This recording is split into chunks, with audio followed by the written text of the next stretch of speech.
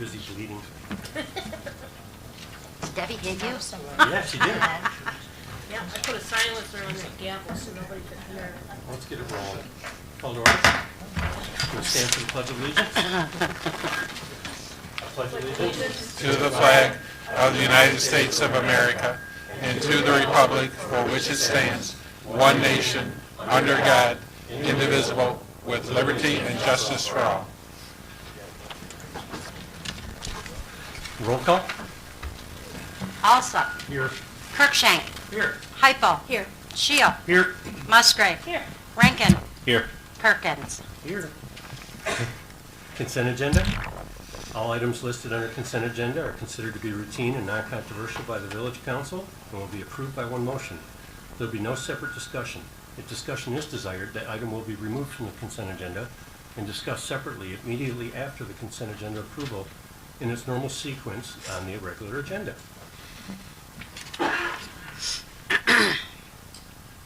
I would like to pull number 8 down for discussion on the new business. New business number 3. I'd like to discuss number 7.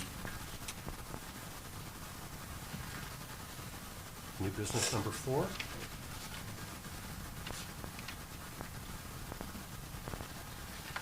I'd like to pull down 9 and 10.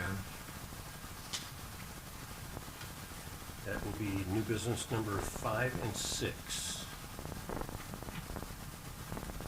Wow. Other than that, is everything else good? Make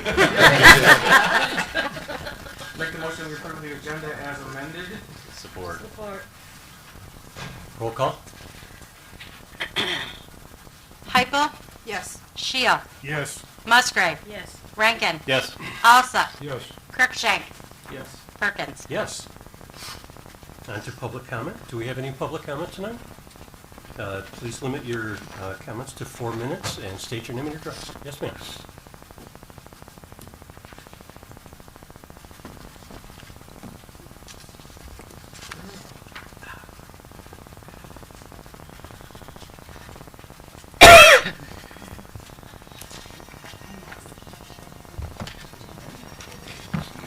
We have a Star Wars invasion happening.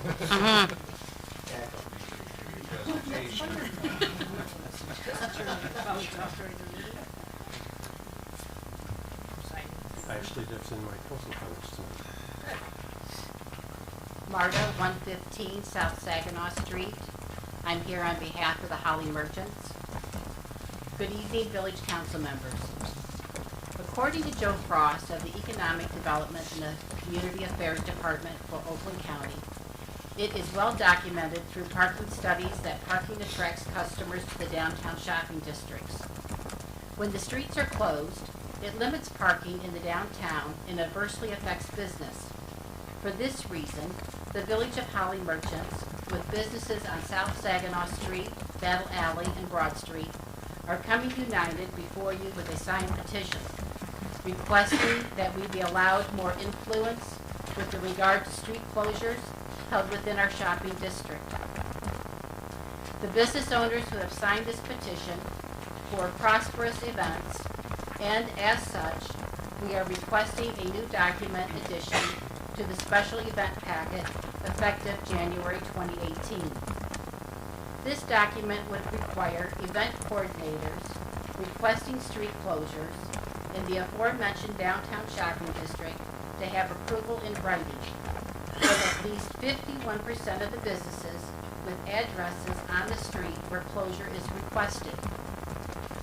If street closure is not approved, it would simply require the event coordinators to keep the streets open and or utilize partial street closures for the event. The majority of the businesses in the downtown district have been in business close to a decade. Some have been here for several decades. It is our goal to establish a balance for our customers and visitors during event times. Every business in this district is committed to making the Holly community a thriving area. We appreciate the council's consideration in approving this document addition to the special event packet and allowing the businesses downtown to thrive because of it. Thank you. Thank you. Do we have any further public comment? To you, Mr. Engelberg.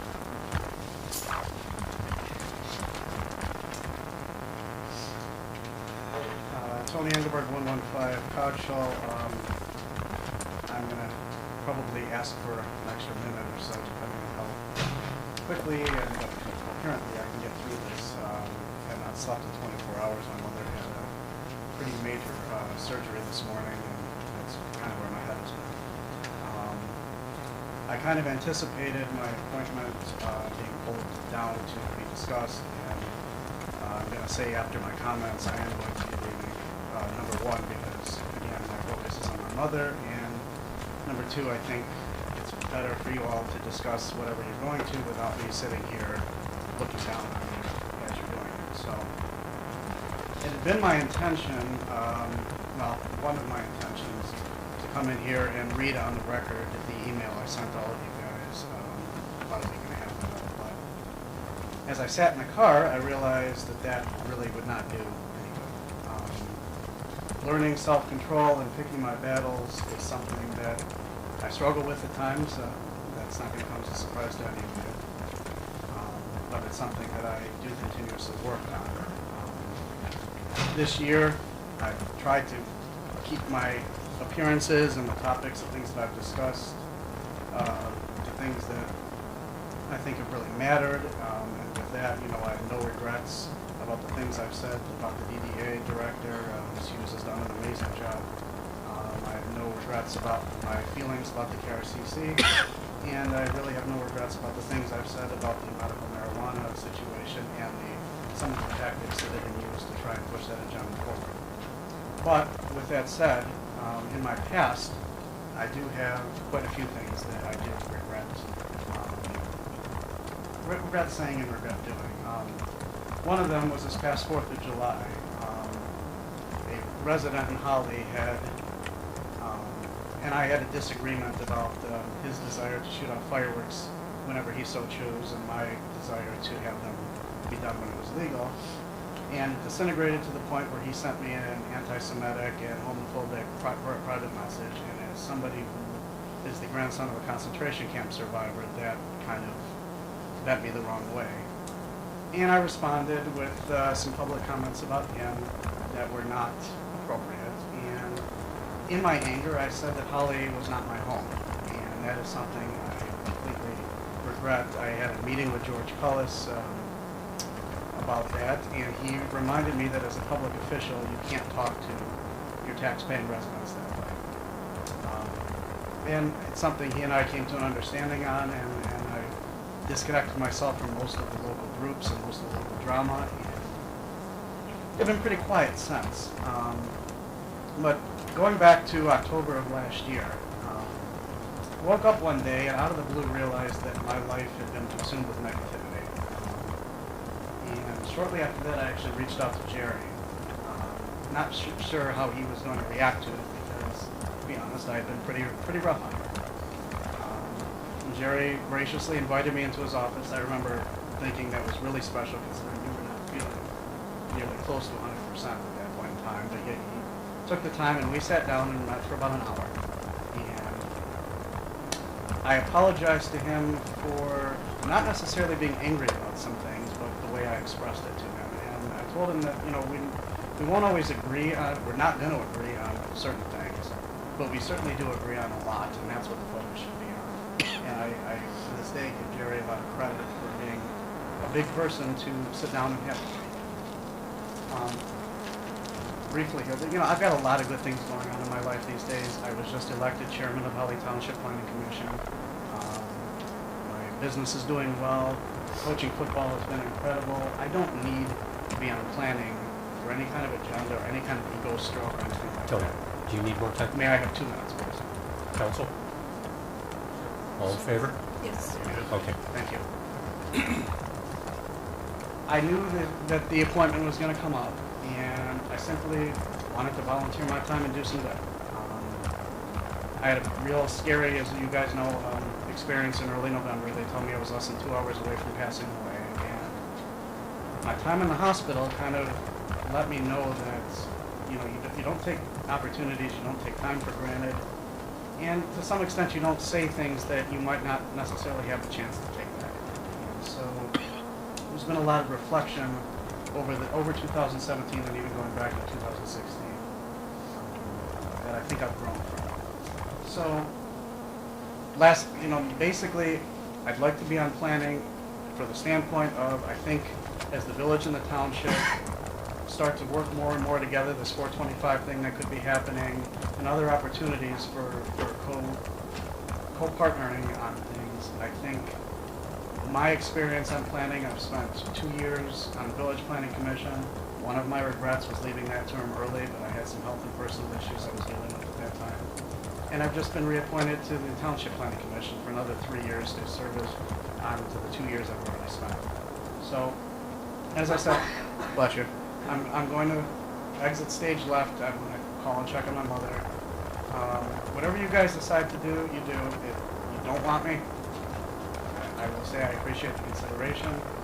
If you do, I think you'll find that I can have disagreements with anybody at this point and still find ways to work with them in a productive manner, because these are the folks that we're trying to serve, and that's really it. So I guess if you guys have any questions before I go, I know it's kind of off the procedure, but I'd rather answer them now than have you guys wondering.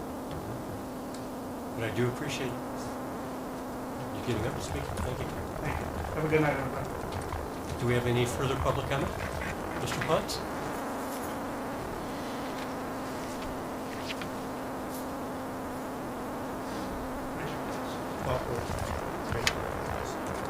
As a member of the planning commission, I think we should very much support the town. I think we can do its justice at the planning commission. And I'd be glad to have mine. I appreciate that, Mr. Putz. Any other public comment? No? We'll close. Yes, sir. My name is Tim Burns, 2457 South Bend. I'm one of the 3 smart bus drivers. Here for the action grant with anybody. I just would like to clear up some of the misinformation that's going around the community. First of all, the bus broke down 4 weeks ago. Probably everybody here had a meal tonight, had a ride down here. They had sniffles last week, they got to go to the drugstore or the doctor. Our people don't have that. Most of the people that we serve, we are their transportation to the doctor, we are their transportation to get their medicines, and we're even their transportation to get food, and believe it or not, there's people that are waiting for a ride to go get food. These are the people that we deal with every day. I guess all we're asking for is some support as far as getting the situation correct. It takes 2 vehicles to run this program. In fact, you might see 1 vehicle driving around the community doesn't mean that the smart system is operating the way it's supposed to. It means half the people aren't getting it right. They might not get a trip to the doctor. Certainly aren't getting a trip to the drugstore or get the food at this point. We work as hard as we can to get them there, but we're still short with just 1 driver, 1 vehicle. We can't get a loaner bus. We asked that maybe we could try to get a loaner van. And we could operate and do our job with 2 vans just as easily as put a van and a bus. It's been a rough year for us. We've lost 7 of our rides this year. You get close to them, you know their needs, and everything we take for granted. After you drive for a short time, you realize just how blessed we are and how much they need this program. It serves a lot of people in our community, and I've just asked that if there's anything that can be done by anybody, that they try and help us out a little bit. That's all. Thank you for your time. Well, thank you. Appreciate your comments. Do we have any other public comment? No? We'll close public comment at this time. Bless you. We'll move on to old business. Report of progress on the waterworks building. I see Mr. Hoffman looking around.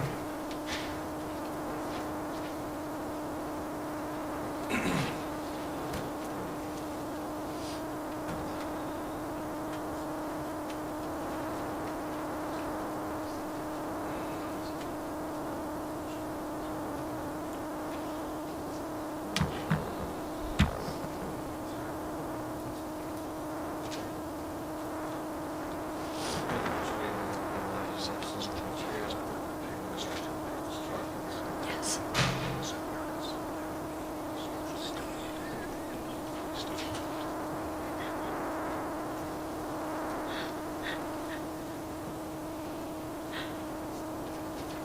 with this little bit of time we have, I was going to save this for public comment, but I wanted to mention the passing of Mr. Jim Hilty and how much of a pillar of the community he was, and just a consummate gentleman. I don't know how many of you have spent time with him, but I have. And wonderful person to be around, and just a class act. Absolutely. So perhaps when Mr. Cullis returns, or before the end of the meeting, there have been requests from one or two business owners in the community who have long-time stakes in the community, and they have wondered if there's going to be some type of recognition for Mr. Hilty and his contributions and dedication to the village and the Holly community. So perhaps, I know this is catching Mr. Cullis kind of on the blind side, but perhaps the chamber could consider doing some type of recognition at the chamber awards banquet in February. And if council chose, if the president chose, you could do a proclamation or a resolution honoring the Hiltys. If you'd like to do that, we, Ms. Bigger, can prepare that document and have it ready for the next council meeting. That'd be great. Thank you. Go ahead, gentlemen. Okay, George is passing out a rendering I had done. It's not cast in stone, but it's just a rendering of an idea of what the waterworks building would look like. Thank you, Mr. Cullis. And what our thought is, of course, is things we've discussed that have to be done. Like a new roof has to be put on the brick section, a new floor has to be put on the first floor of that area. But above and beyond, and new windows installed to make it look like it did 100 years ago. But we also have to plan for access to the building. And on that drawing, there's a couple pages there. And on the back, the best way to access the building is maybe put a deck off the back where there was a door originally, and then have a handicap ramp so it could be accessed from there. We still have to explore the idea of maybe putting bathrooms in there to get rid of that little outhouse there. And they would probably end up being in the lower level because it'd have the easiest access. And what we plan on doing before our next meeting is getting a more detailed plan for this deck and handicap ramp to gain access to the building. And I'll also work on getting some other quotes too. I already have some initial quotes from one contractor, a licensed contractor, to do the rehab work on the building. At our DDA meeting last night, we were told that we finally received the tax-free status, where people will be able to donate money and we can use excuse me, the DDA for a funnel, to channel that money through and have it designated to rehab the waterworks building. And that way those people who make a donation, they'll know that the money's designated for that sole purpose, and then depending on whatever their tax bracket is, they might take advantage of some kind of tax deduction. So it'd be like a win-win for both of us. And George has more information on the education component. But before he starts, does anybody have any questions about our little concept there? It's pretty clear cut, I think. I like the renderings. Thank you. Thank you. Now, I guess I got a question here. You said something about using the back as an entrance exit. Is that going to be both front and back? Well, there is a thought to be able to access from the front also. And we'd probably have to create some kind of handicap access there too, so it's ADA compatible. And so there's a good chance that the answer to that question is yes. But again, that's not cast in stone, but I think we have to look at all the options. And what will help determine that is what's going to happen on the first floor and then what will happen on the second floor. But I think there's got to be access to the first floor also. And the thought is that eventually the stairs in that building will be replaced, but our thought is they probably won't be used. you know, we'll just use them for like internal use kind of thing, but to enter the building, you'd have to do it from the outside on the lower level or the upper level, so that way someone doesn't have to, you know, take the stairs. What's a timeline that you're thinking for this? From start to finish to have all the repairs done? Yeah. Well, the first thing is the funding mechanism, and that's another thought too, and thanks for making me think about that. We're gonna look at different grants that we can apply for too, other than asking people for money. And I think I've got about $8,000 so far that people have promised, but they have to have that mechanism to run it through the DDA. I mean, the day you start construction, I mean, I can't believe it would take more than 30 or 60 days to do the things that need to be done to rehab the building and build the deck and build the handicap ramp. But I can't tell you when the start date will be because we don't know when these other things that have to be done before that are going to fall into place. But the actual construction is a very short process. Thank you, Mr. Hoffman. George, you're on deck.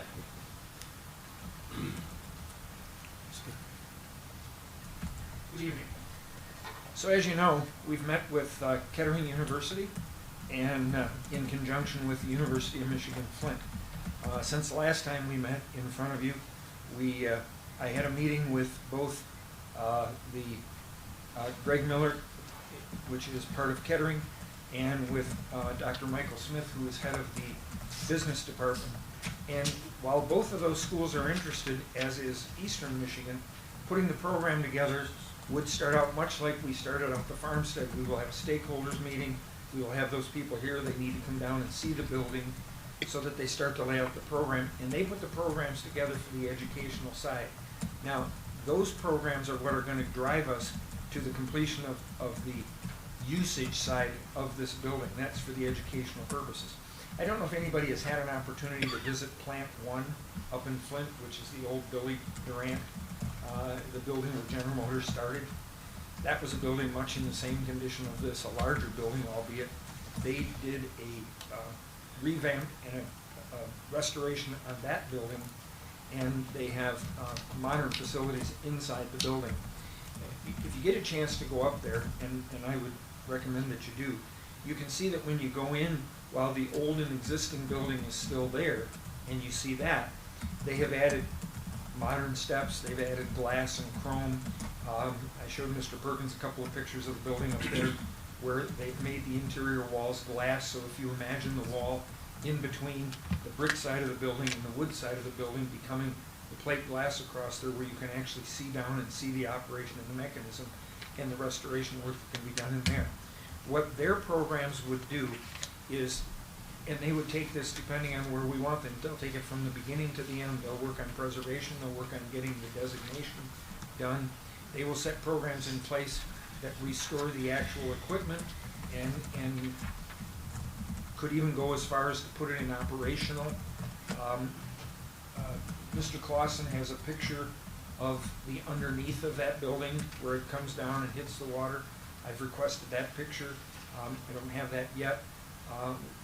They wanted to see that picture up there as they put the program together. But the idea would be to create a program where people could come in and with video, with flat screen TVs, we have them everywhere nowadays. You could come in, you could touch a kiosk, you could see how this used to work, you could tell the story of how it used to work, how we do it differently today, how it supplied water for the period there. They even saw the connection of tying it into how the mill used to be there and the process there. And they would develop these programs. And in their historical preservation side of it, so you've got the engineering side on one side, on the historical preservation side, they would create a program where these kids would actually come on and hands-on work with some of the restoration work on the outside of the building. They will do the whole program from getting the state registration. They do all of this stuff. So it's quite an intense program. They would lay that out. It would all start in that stakeholders meeting as they would go back and develop these programs. And then they would introduce them as the next semester comes along. And as those programs are developed, we have commitments from people that are willing to help fund this project as well, because that's a part of it, as you would expect. So those are the things they've got. We've got the letters of commitment. We've got to get that next phase As Mr. Hoffman said, we've got to get in there and do some initial work so that the building is safe and can be entered. And I think that's pretty much what we've got there. They're waiting for the next move for the creation of that first one. I met with them just before the holidays, as you can imagine, once the semester ended, they just went back to school. So I just had an opportunity to talk with them. We had the meeting prior to Christmas, and they're getting some of that information, and then they're basically waiting for us to have that first stakeholders meeting to get that part of it on there. As Mr. Hoffman said, if we look at the bottom of the building as having restrooms and having an opportunity for people to use those, an area to sit and put shoes on and so forth, if we have the upstairs more of an educational welcome center for the Shiawassee River, you combine those two programs, because as the National Parks announced that the Shiawassee River becomes the 23rd National Paddle Trail, it's going to bring much more attention to the fact that the headwaters are right here in Holly. And it serves as your welcome center, educational center, and of course the restrooms on the bottom half of that. At the same time, the township owns property. I've talked with both Mr. Walker and Mr. Perkins. We own a section of property along the railroad tracks that touches Fish Lake Road, that encompasses all of that Shiawassee through there. The village, you guys own an 8-acre parcel that connects to our 34-acre parcel, and that then becomes an opportunity for park and access to the river in that area as well. Just to let you know, there's future thought as far as the water trail portion of that program. So I think are there any questions on that? So what's the expectation in the next 30 days?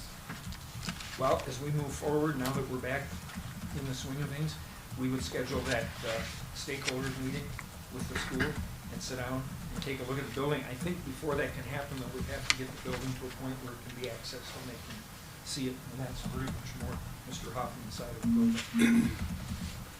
Okay. Thank you, Mr. Cullis.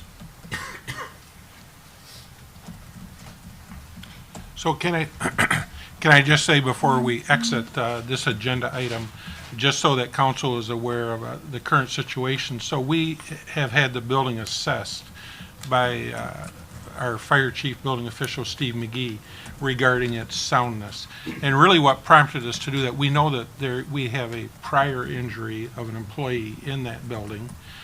We also know that in the recent months, with people touring the building to kind of assess its condition for restoration, that there was an accident where somebody fell through the stairs.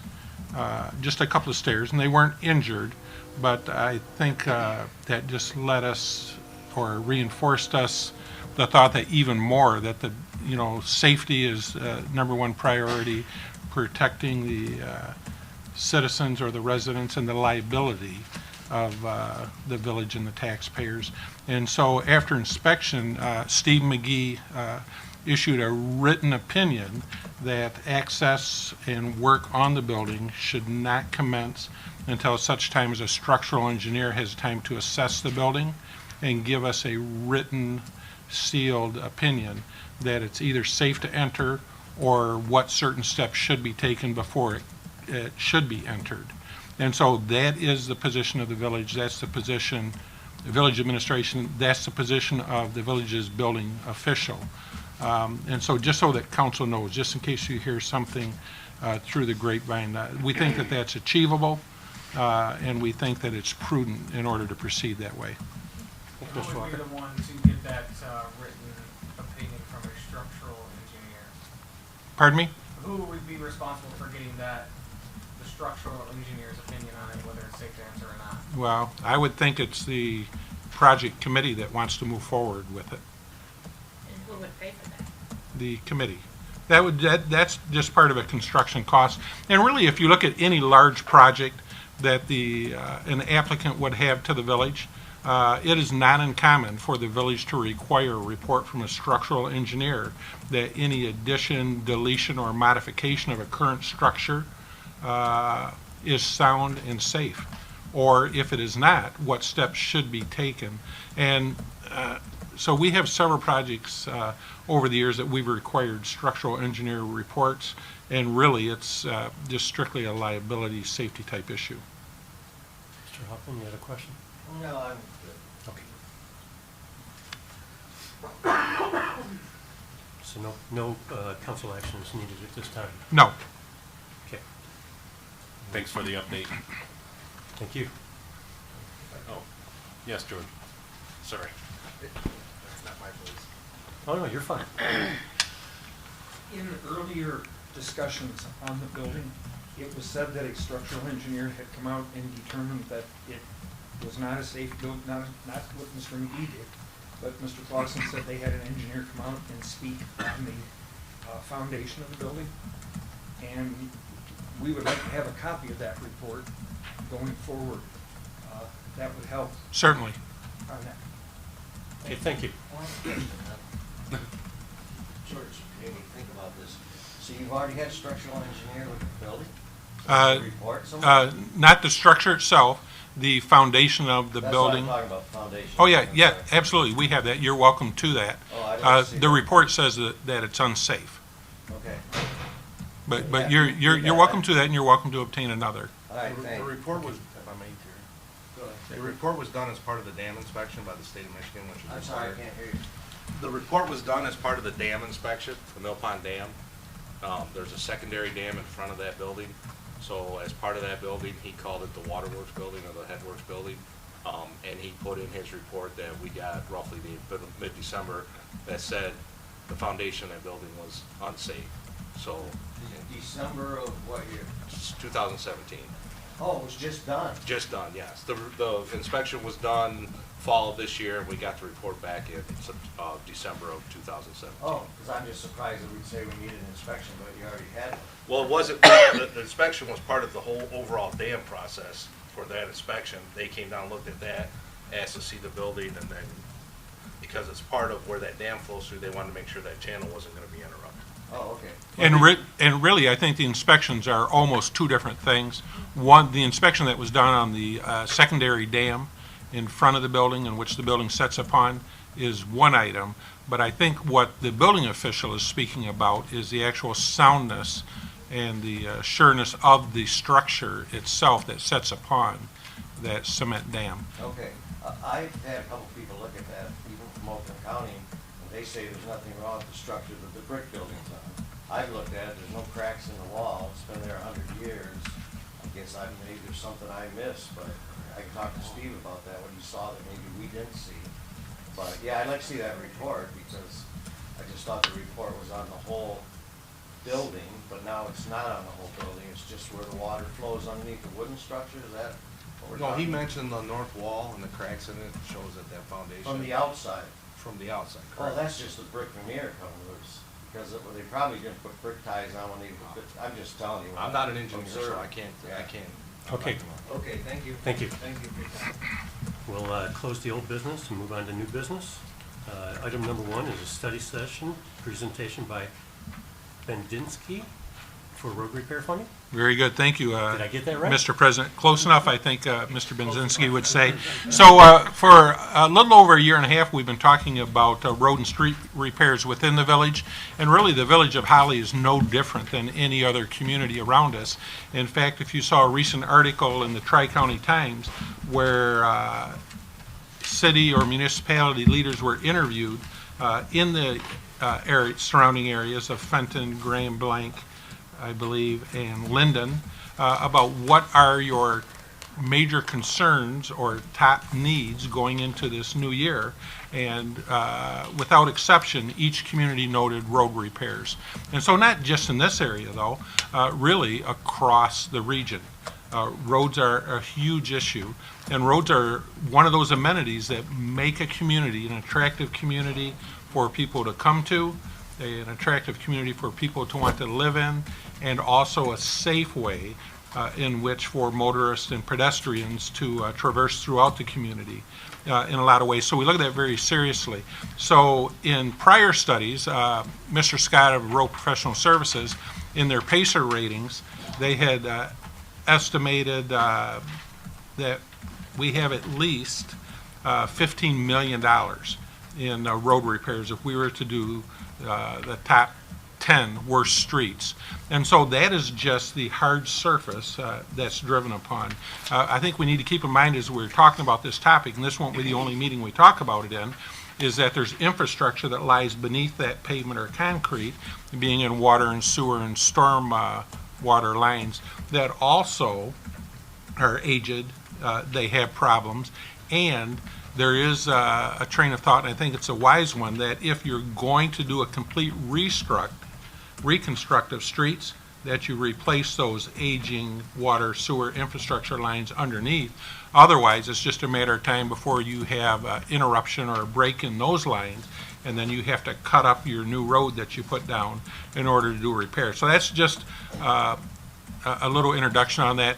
So we actually contacted our financial advisors for the village, Mr. Bobby Benzinski and Stephen Hayduck, and so they have served the village, well, at least Bobby has for many years. As you can see, Stephen, not so many years.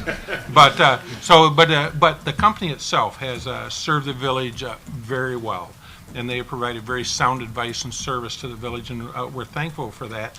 But what we wanted them to come and talk to council tonight was financing. So we know we have 15 million.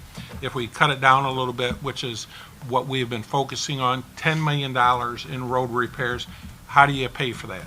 The village certainly does not have the checkbook to pay $10 million. But again, the village is not different than a lot of other communities around us.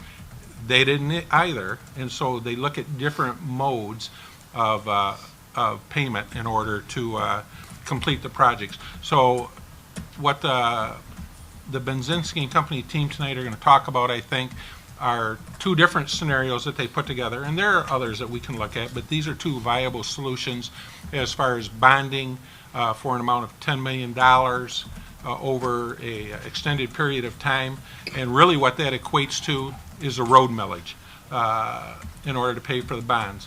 Unpopular topic, but you know what? Tough decisions are not easy ones.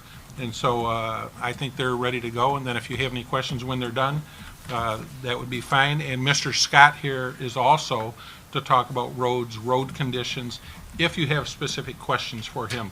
Other than that, at this time, I don't think he'll have any other presentation other than to answer your questions. Bobby. Thank you, Mr. Walker. Good evening. It's a pleasure to be here. We always like to get asked back.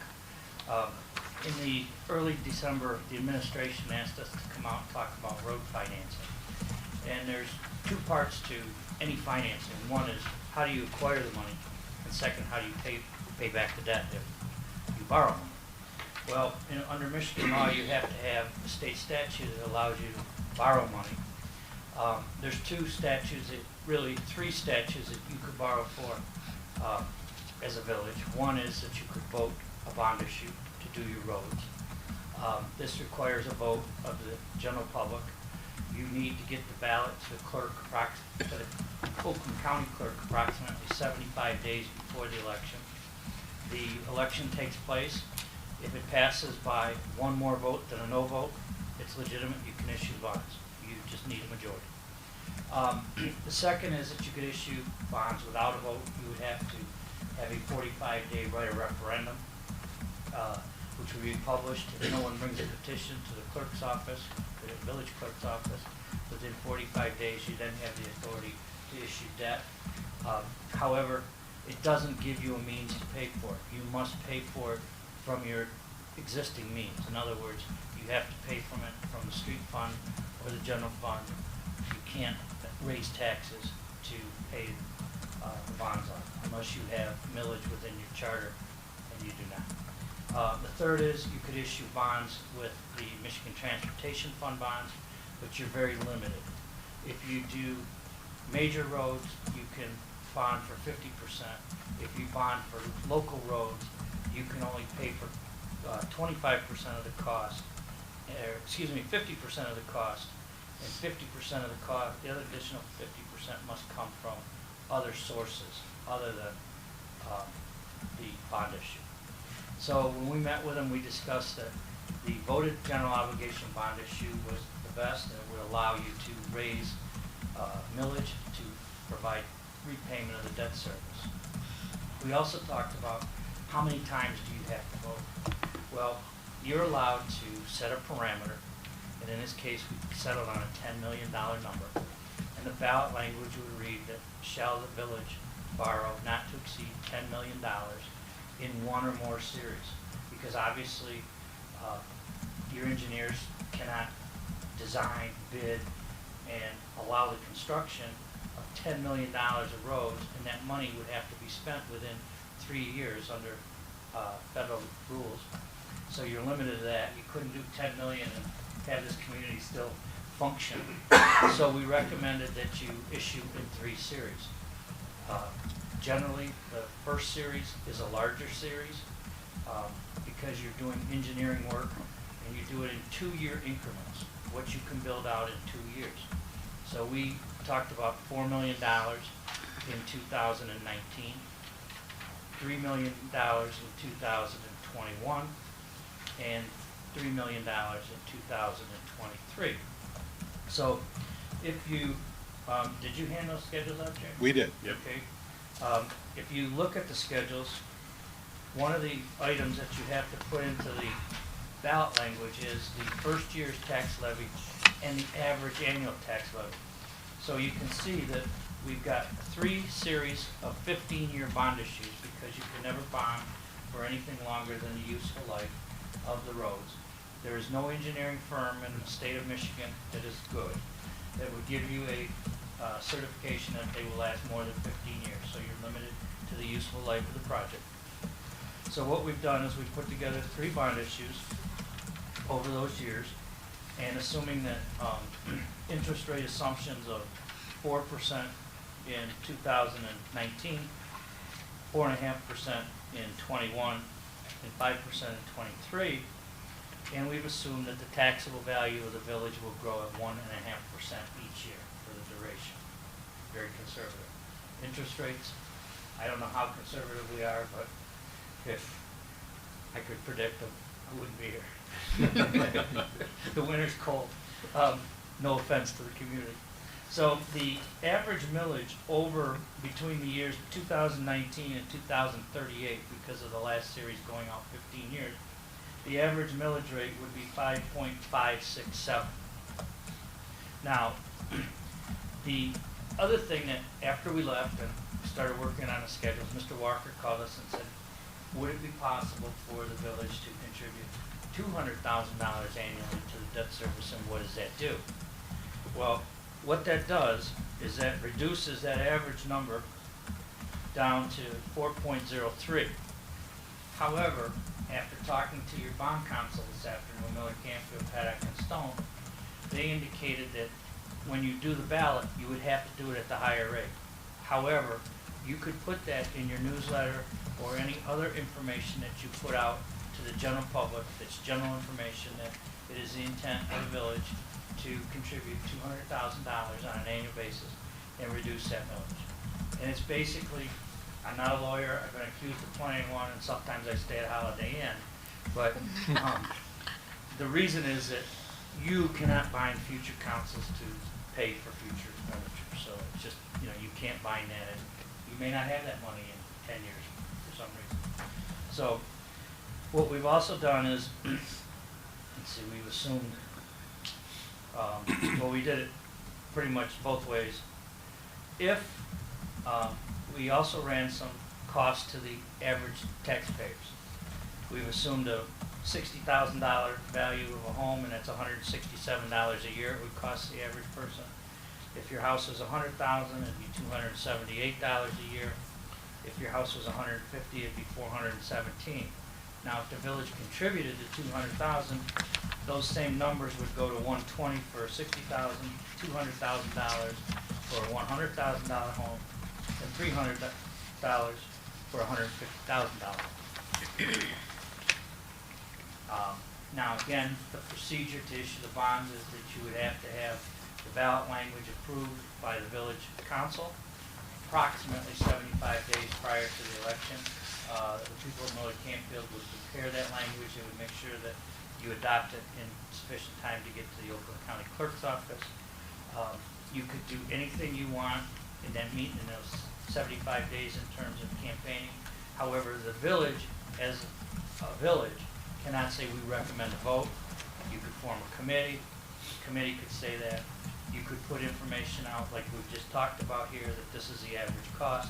You could put that information out, but you can't put any information out that supports it. You can't spend village money to support the ballot. But you could form a committee, they could raise money, they could go door to door, things of that nature.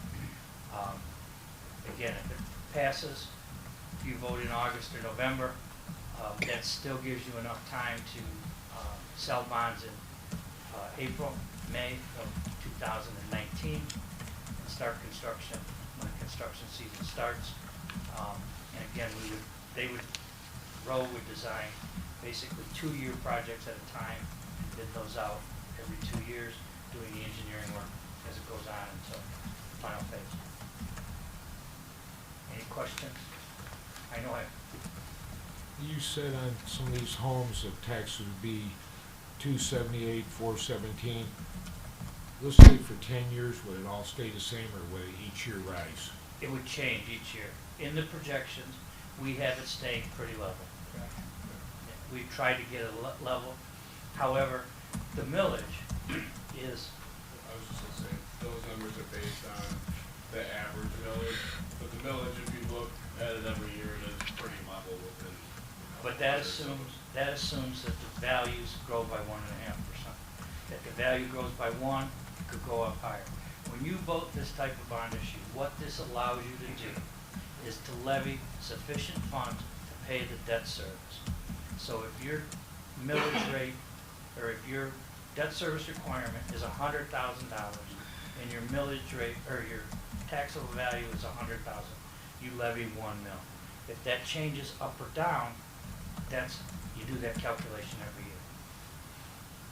You know how they send you your tax statement, and an $80,000 house, it's doubled?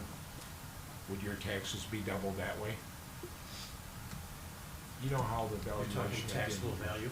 Yeah. No, that's what that table is. This does not affect your taxable value.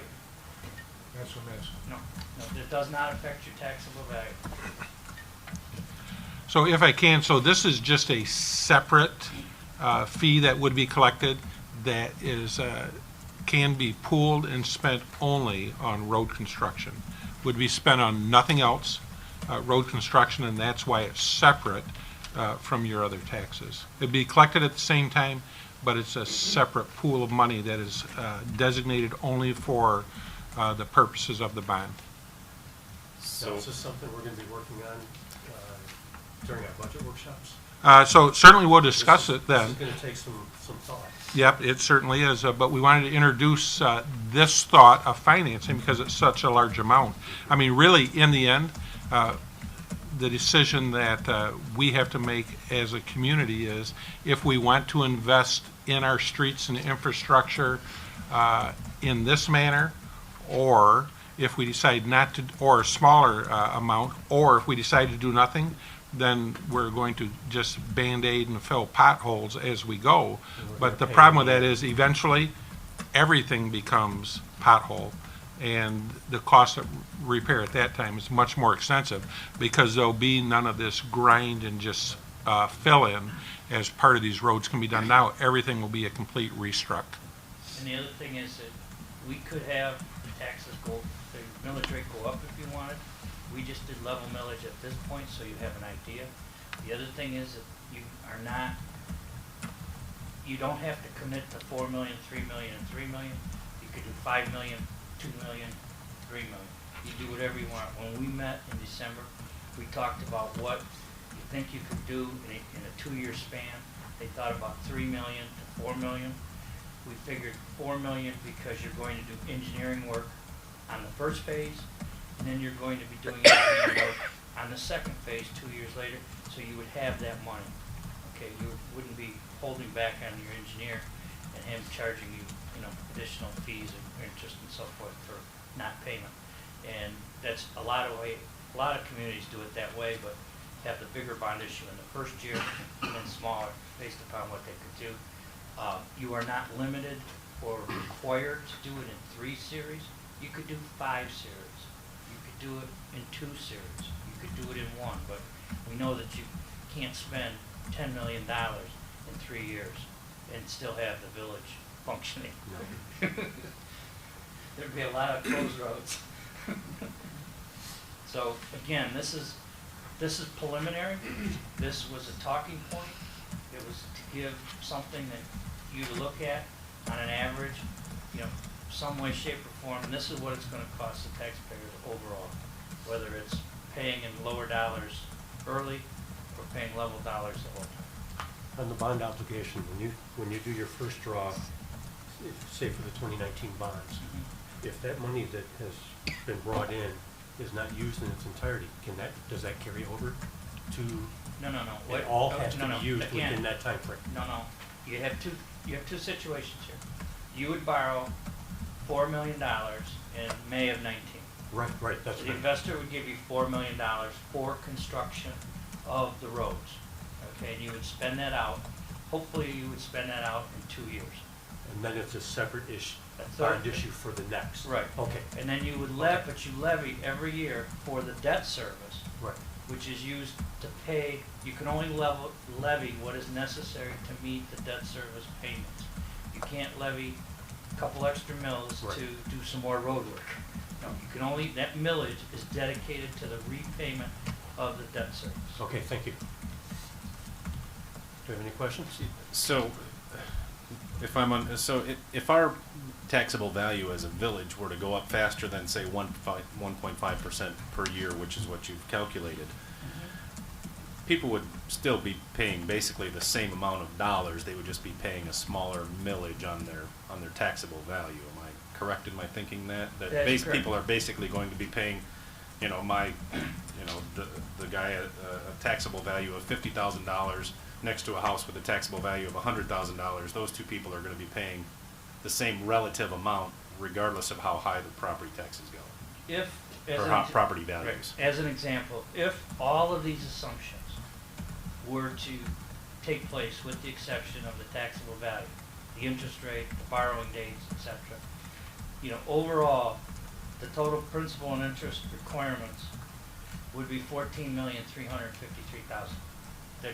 You're absolutely correct. So then we've just got to spread that out across the question village. is whether do you spread it over $100,000 taxable value, assuming that's the base value, Right. or if it goes to $250,000 in 5 years. Okay. You are limited to growth under Proposal A to 5% Or inflation. inflation, whichever is lower, but never more than 5, plus new construction, which you're pretty limited to. Okay.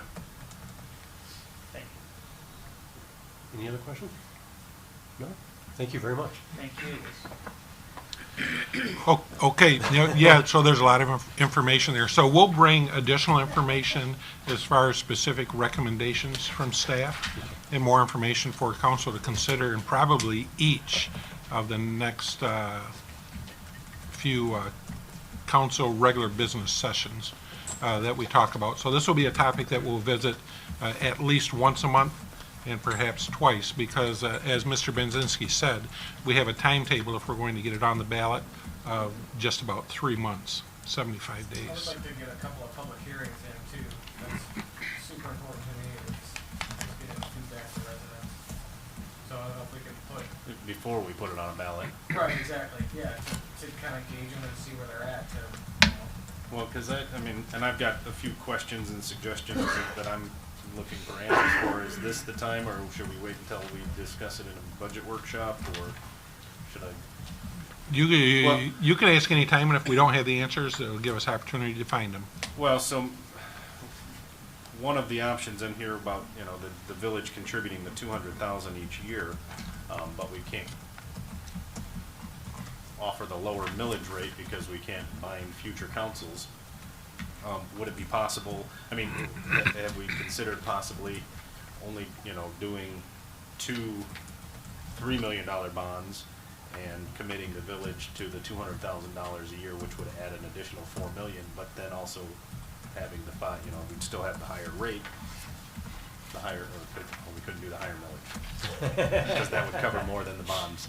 You just said that. Answered your own question. I did. I just had to talk it out. Yes, you did. okay. Well, that's a big pill to swallow. Yeah.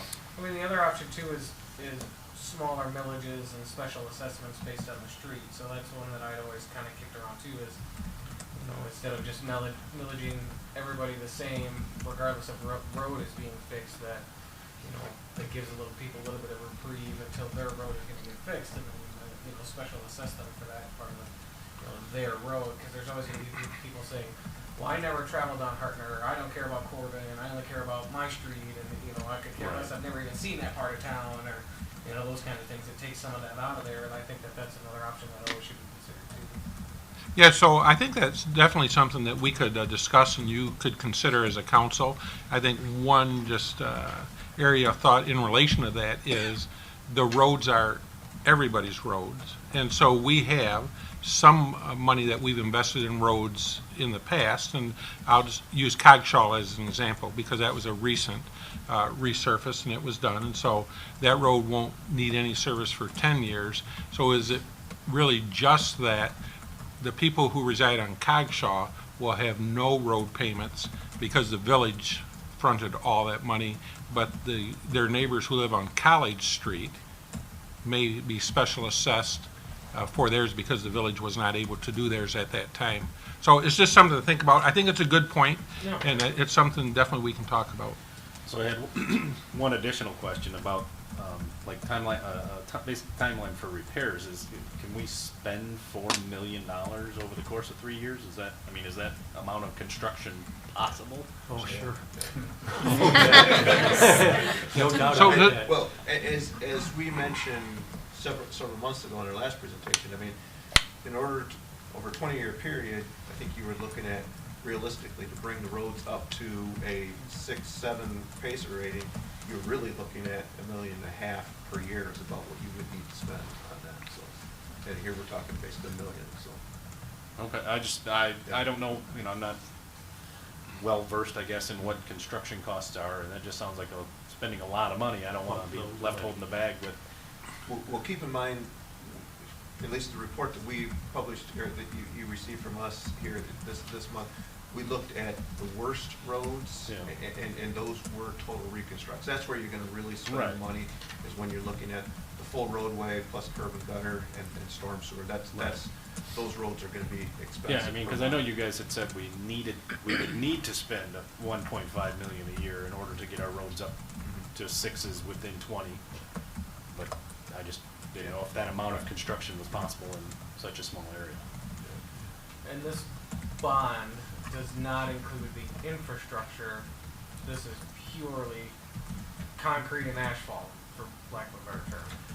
Curbs and gutters. I mean, I think we could use it for infrastructure because it's part of the road project, but I think that's a whole nother discussion, is if you're going to do that, then really instead of a $15 million project, you're probably talking a $30 or $35 million project. And so really we like to look at those as separate projects and attack them in that manner. But will that lead us to a separate millage or a separate bond? Because Brian, Mr. Clausen, didn't you say that it's approximately $1 million a mile? Yes. That's big bucks. So now, when we talk about this $1 million a mile for the infrastructure, is that doing that work by itself, or is that, hey, if we're already taking the street out and reconstructing it, is it still $1 million a mile to add the work for the infrastructure underneath? You're really looking, and you know, obviously that's a ballpark number, but that million. But does it cut it in half if you've got the road taken off? Yes, I mean, when you're looking at that $1 million a mile, that's doing your infrastructure and your road. And the street? Oh, Oh, okay, so that's the whole project, that's not just the infrastructure Correct. already. Okay. And we've got, what, 22 miles, 42 miles of roads, 22 miles of roads? 22 miles of road and about 70 miles of water and sewer. Right. 10 million gets us halfway there? Long days on Saturday, hammering this one out. All right, thank you very much.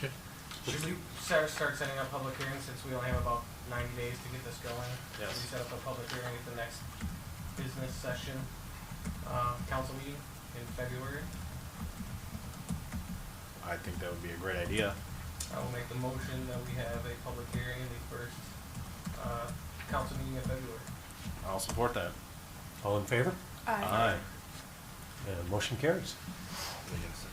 Move on to new business, item number 2, study session, council budget visioning. Yes, thank you, and we wanted to provide this opportunity to council really based upon some of the discussion that has occurred in the past from council about having additional opportunity to talk before the budgets are actually finalized by the departments as far as what you would like to see as a council in the way of services or equipment within the departments in order to service the residents whom you serve. And so really, we open this up to you. If you have specific questions about departments, each of the department heads are here and are ready to answer any questions, or if there are things you know are occurring in other communities or things you wondered about, we're prepared to discuss those. If the department heads already sat down or hammered out their projected budgets for the year? So they have what I call at this point wish list. And so, I mean, basically what we do when we talk with the departments is we ask them to construct their budgets in really a 2-stage fashion. Those items or expenses that are necessary for the operations of their department as they exist now, and items that they would like to add to their department in order to enhance service or to stay status quo going into the future years down the road. So some pre-planning. Additionally, the department heads have prepared 2-year budgets this year that we're going to be looking at. And so we are just beginning those meetings. So they completed their budgets by the end of December, and we are now going into individual administrative oversight or review of the budgets. One thing I have for this is, I feel like this is sort of my baby a little bit. So explaining in this one is I feel that council is lacking where we're giving direction to the departments. We got elected, if you think of an example is like the school election saying, I'm going to change all the fountains and everybody's going to have top out of water fountains. We're going to have pre-K marketing. That's kind of our campaign. We go in and say we're going to make government more efficient and we're going to do all these other things. So we all have these ideas in the back of our minds, and this is our opportunity to say, I want to change all the water fountains to pop. This is, I want to do all those kinds of things. So the example that I would use is, that's in the budget for this year, is I always thought that we should not be paying a guy to drive around a truck to get reader needs for the water bills. We should have something that's stationary around the village that all Debbie or whoever is doing it that day in the office just clicks it and it pulls the water needs. It saves gas, it saves money, it saves labor, wear and tear on the trucks, and it gives Brian a few days a month back of a DPW guy instead of just paying a guy, $55,000, $60,000 a year to drive around in a truck. So those are the kinds of things that I'm looking for, return on investment. So that water reader need was, I think at that time we were talking between $70,000 and $80,000, but we would make that back almost the first year in the labor savings of a guy driving around in the truck savings and fuel savings. And that's not even counting the water reader needs that didn't get read, that he needs to physically go up to a house at a different day and pull a meter or change it. So those are, that's one specific example that I had. So that's where this is kind of born out of it, because we need to be giving them direction for them to have ideas to take and run with. Their job is to, operate the village and do the day-to-day and suggest, hey, we should get these kinds of things, but it's council that should be directing where we're going as a village. So that's what that helps with.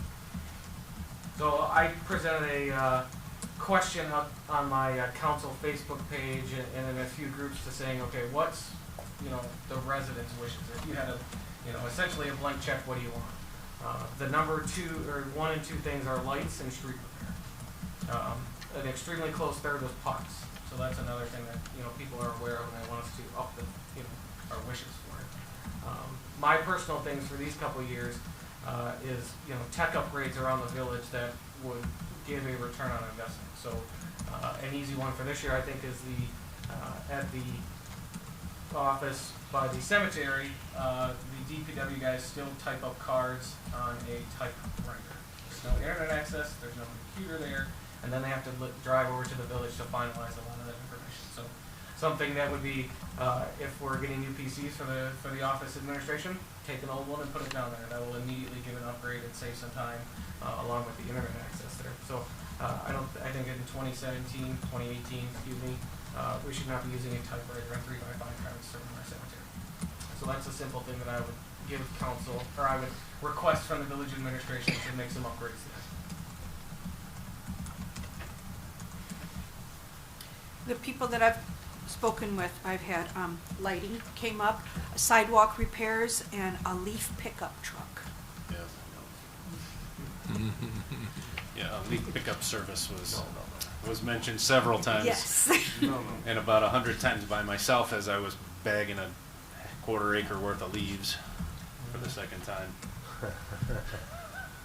After my neighbor blew all his in the I agree. yard. That's another one that's Yeah. a good thing. I know, like Royal Oak, they make you, they say we're coming around on whatever Saturday or Sunday or whatever the weekend Put your day bags is. out and No, Well, not even the bags. you just Like, rake them into the you curb. just Roll rake it them right into over the the gutter. street. Yep. They did it up So north, guys are too. raking them onto a tarp in their backyard, pulling the entire tarp to the front yard, and then putting it in the street, and leaf blower, leaf. I know we vacuum used to comes have one that'd keep a me while from getting ago. in Did it trouble break? from What phone happened calls to the it? village. Duplication of services. You already have the ability to put them out by the curb. I've worked in In a several bag. I've worked in several communities where we had a LEAP program. It's labor intensive, and you just talked about improving labor. A LEAF program is very labor intensive and it's very weather driven. If we end up with an early snowstorm, then we end up plowing leaves back in people's yards. We end up with leaves that were in the neighbor's yard that get pushed down the street, and we get a call, hey, I clean my leaves, why are my neighbors now in my yard? Because you guys put them there, you come clean them up. So coming from communities that had leaf programs and also had the ability to put them out with a recycling program or a refuse program, the refuse program is a much more efficient way to take care of leaves.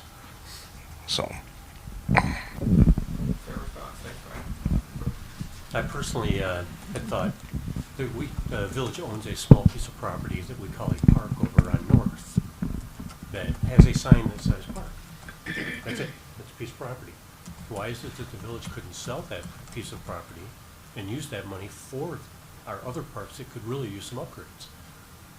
It's just a thought. You're talking that little one by the That- swamp? It's a postage stamp. It's probably two lots, maybe one lot. It's more like one lot turned sideways. And do we- It's probably 150 wide and 40-foot deep. It's just a thought.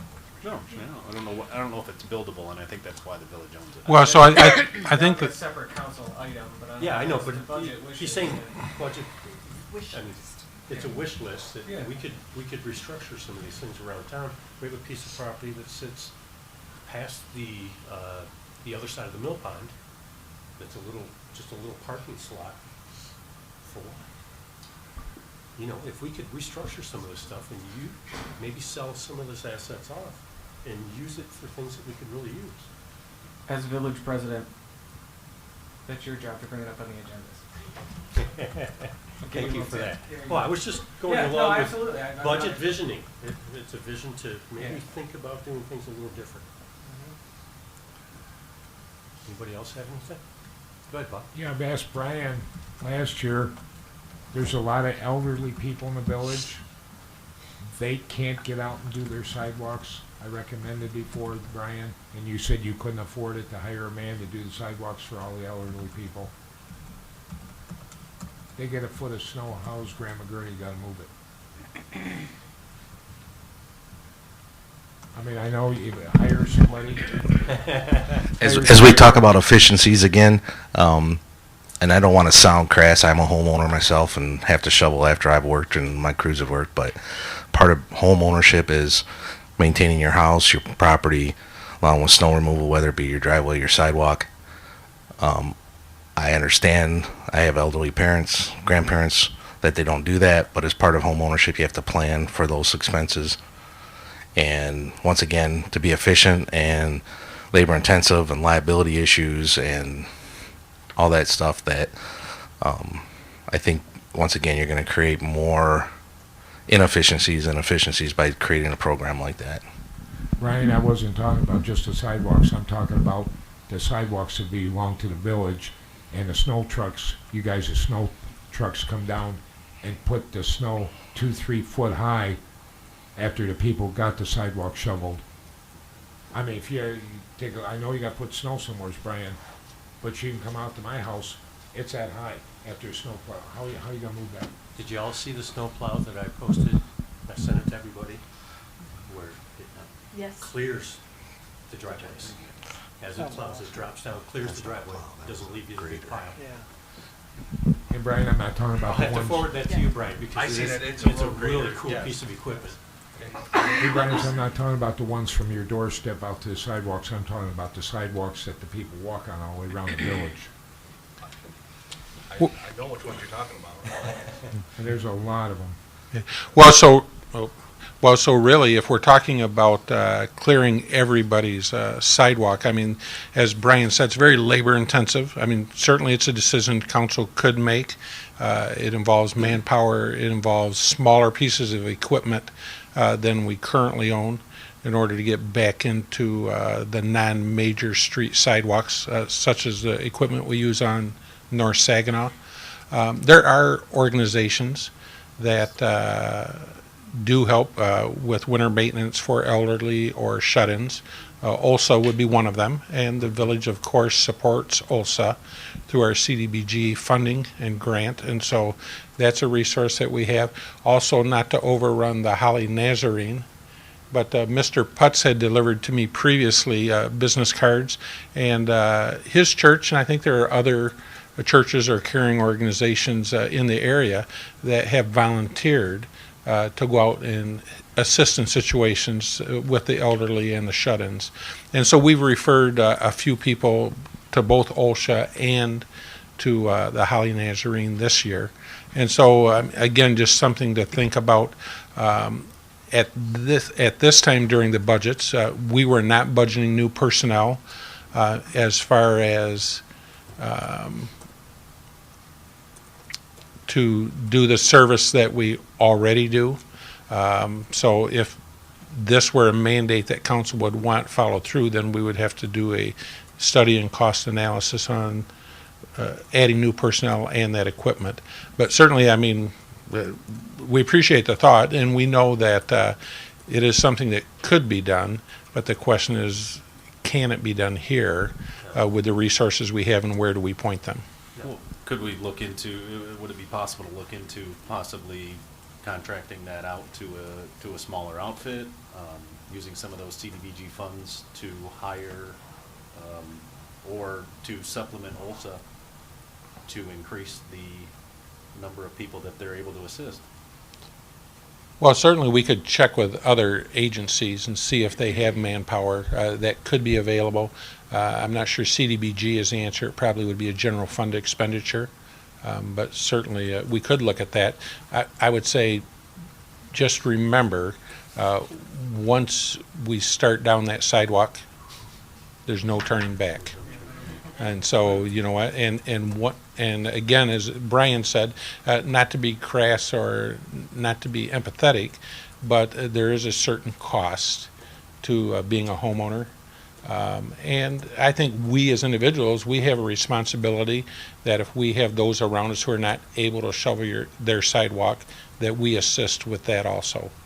And so, I mean, that's kind of how we look at this particular issue. Absolutely. I think I'd like to at least see us offer some direction to some of the older, you know, the elderly and the shut-ins that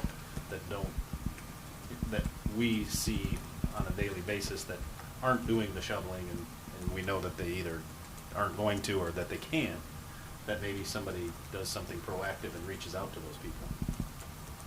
Through the Parks Commission? No, I'm just kidding, obviously. I'll set up the program. Yeah. Okay, perfect. Yeah, no, I think we can always communicate better. Yeah. I mean, you know, and it wouldn't have to be anything where you go knocking door to door, but it would just be something that we put up on our website and say, hey, if you need help shoveling your snow, here's some people to contact. Well, I think the website is an option, of course. GovDelivery is a good option, our electronic newsletter. And really for any of those that are not signed up for GovDelivery, I'd encourage you to do so. There's lots of great information in there. We've talked the last 2 months about looking out for those that are around us that are less fortunate, and helping them out, and I think this falls right into that. But certainly, I mean, we will definitely endeavor to get the word out that there are resources. I mean, we don't want to go around just enforcing and enforcing not shoveling your sidewalk because you can't. We would rather, we don't like to enforce it anyways, with the exception of Chief Story. But we would rather do the enforcement based on because you won't. But definitely we can make those resources known. I guess I think that'd be great. I guess I have a question, like, for those that seeing it, just posting it on just websites and all that. What about those that don't have computer access? Because there's going to be quite a lot of senior citizens that don't have computer access. Well, so that is one of the problems that we have in the community, is that we have no hometown newspaper. So we get some coverage, sometimes sparse, sometimes not, from the Tri-County Times. We get a lot of coverage from the Oakland Times, but that's an electronic online version of a newspaper.